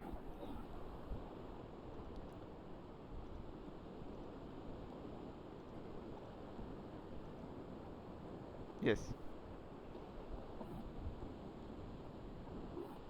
So while calculating the eigenvalues of H Hermitian H, so what we have to do is that we have to multiply it by another matrix in which all the imaginary values are change the sign, like plus will become minus, so minus will become plus, Yeah, like plus when a, it plus a transpose of that. yes, like we do the transpose and we take the conjugate, so that will make all imaginary signs flipped. But in this case, the calculation will be too lengthy. If we do it manually, it becomes very cumbersome, Yeah, true, especially the true, multiplication part. true. Like but when it comes to shortcut, as of now I cannot think of any. There be most likely there should be something, but I don't know whether that applies to like some special structure might be there where it's easy to find, but for a general stuff, like for example the question in this question, I think it's difficult to I find something. mean, Yeah. yeah. Actually, for the purpose of examination, how should we approach this question? We should keep it at the end, or what we have to do, because it is very time consuming, and even if a minor mistake, then none of the answer values will match. Yes, true, true. uh, so yeah, in exams I would prefer to do it towards the end, because of course it's going to Okay. consume a lot of time. A So lot of time. yeah, but in exams also it's highly unlikely. Like I also picked this example from somewhere, but then I don't think in exam they will after fraction there are four terms here. Like Okay. it's maybe like I was expecting some integer or some here and there. It would be, but it is not. But exam, I don't think they would make Like configure. Yeah, in the assignment, we have 2 cross 2 matrix, and that is also very cumbersome. It is taking a lot of time, almost 10 minutes. yeah, yeah. True. So yeah, like I would if encounter this kind of question, then I would put it for the end only. Then like a relaxed Any answer. any Yeah. any shortcut to guess the answer? If we are given four choices, is there any shortcut we can guess the answer without calculating? Uh, so not that I know of. I need to ask ChatGPT once. Sir, Yes. can you explain the question on the chat box? Okay. If the user have 4 antennas and G node V has 16 antennas, then calculate the number of DMRS port that G node V should configure to transmit PDS-SCH over an unprecoded channel. PDS-SCH signal over unprecoded channel.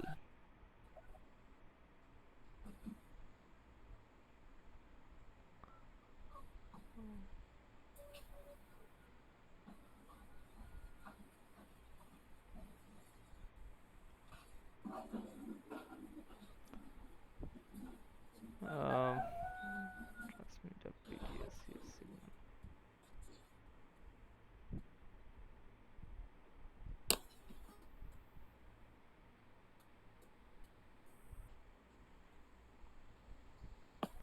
When you talk about unprecoded channel, then it should be 16, right? But you mentioned that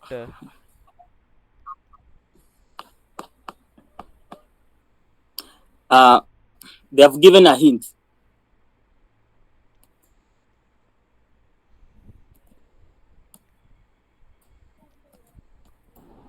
Yeah, this is the question from the assignment. So they have given a hint, calculate the maximum number of layers that can be transmitted. okay. So it is the same question we did. Yeah, but why? Explanation It is minimum of NB comma NU. of an unprecoded channel. This term is I'm a bit confused about the unprecoded part. So when they mention that transmit a PDSCH signal over unprecoded channel, uh,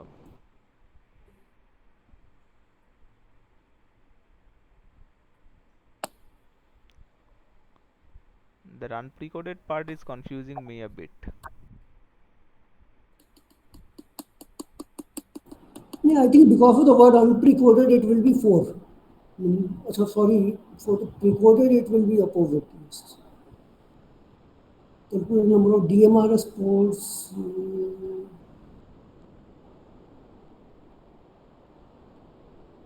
But in the hint, it is saying minimum number of layers that can be transmitted. So if the minimum number of layers are to be calculated, it will be minimum of NB comma NU. Yes, like it's indicating towards the 4, but as of now, as per my understanding, I guess for precoded it should be 4 and unprecoded, uh, and that's what I'm bit.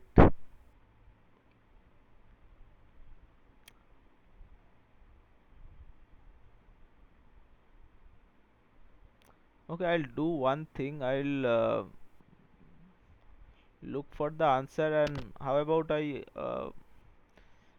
add this at the end of the PDF, like that I upload for this particular. Okay,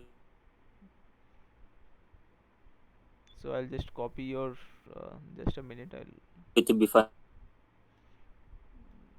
So yeah. So I've copied it, and I'll When I upload it in the PDF file, you will find it. Okay. Okay, thank you. Sure, sure.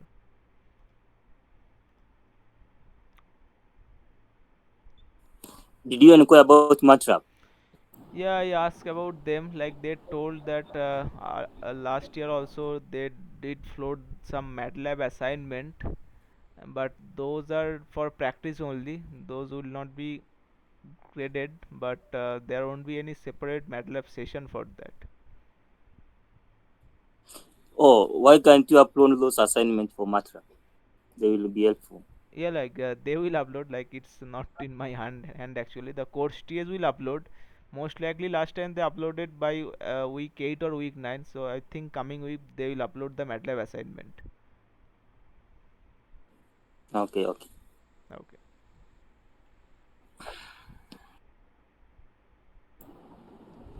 Actually, in this question, I think even if 16 is transmitted, U is not able to receive more than 4. That's why the answer shall be 4.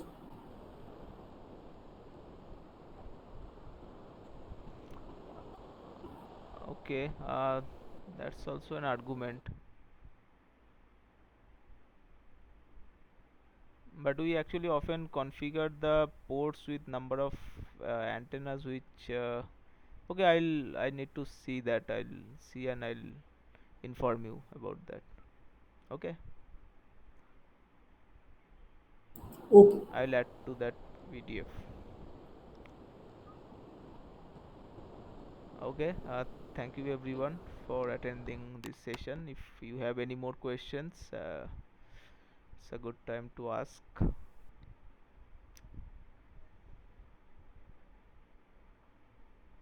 Okay, fine.